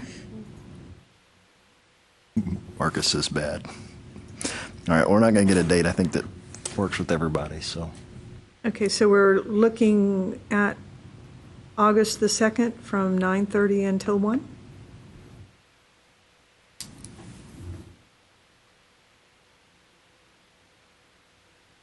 A lot of people that can't come that day, or can they?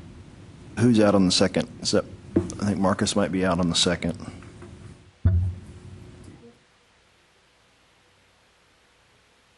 Not right. Registration. We have to be back on campuses messing up financial aid. Getting financial aid to those not enrolled.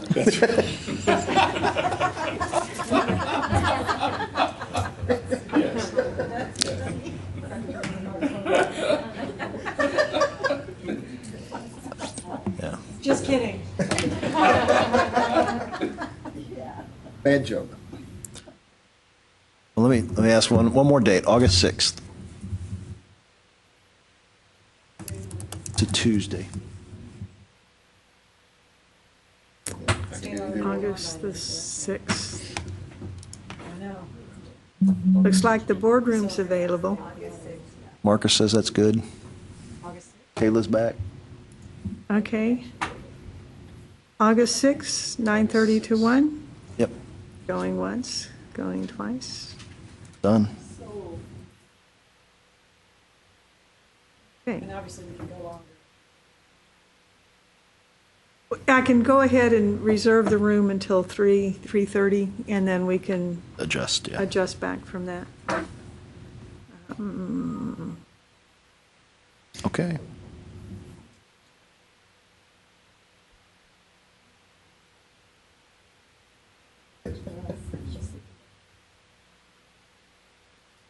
It is a little chilly in here, isn't it? All right. Well, thank you for coming. I know it's not necessarily easy with the legislative session going on.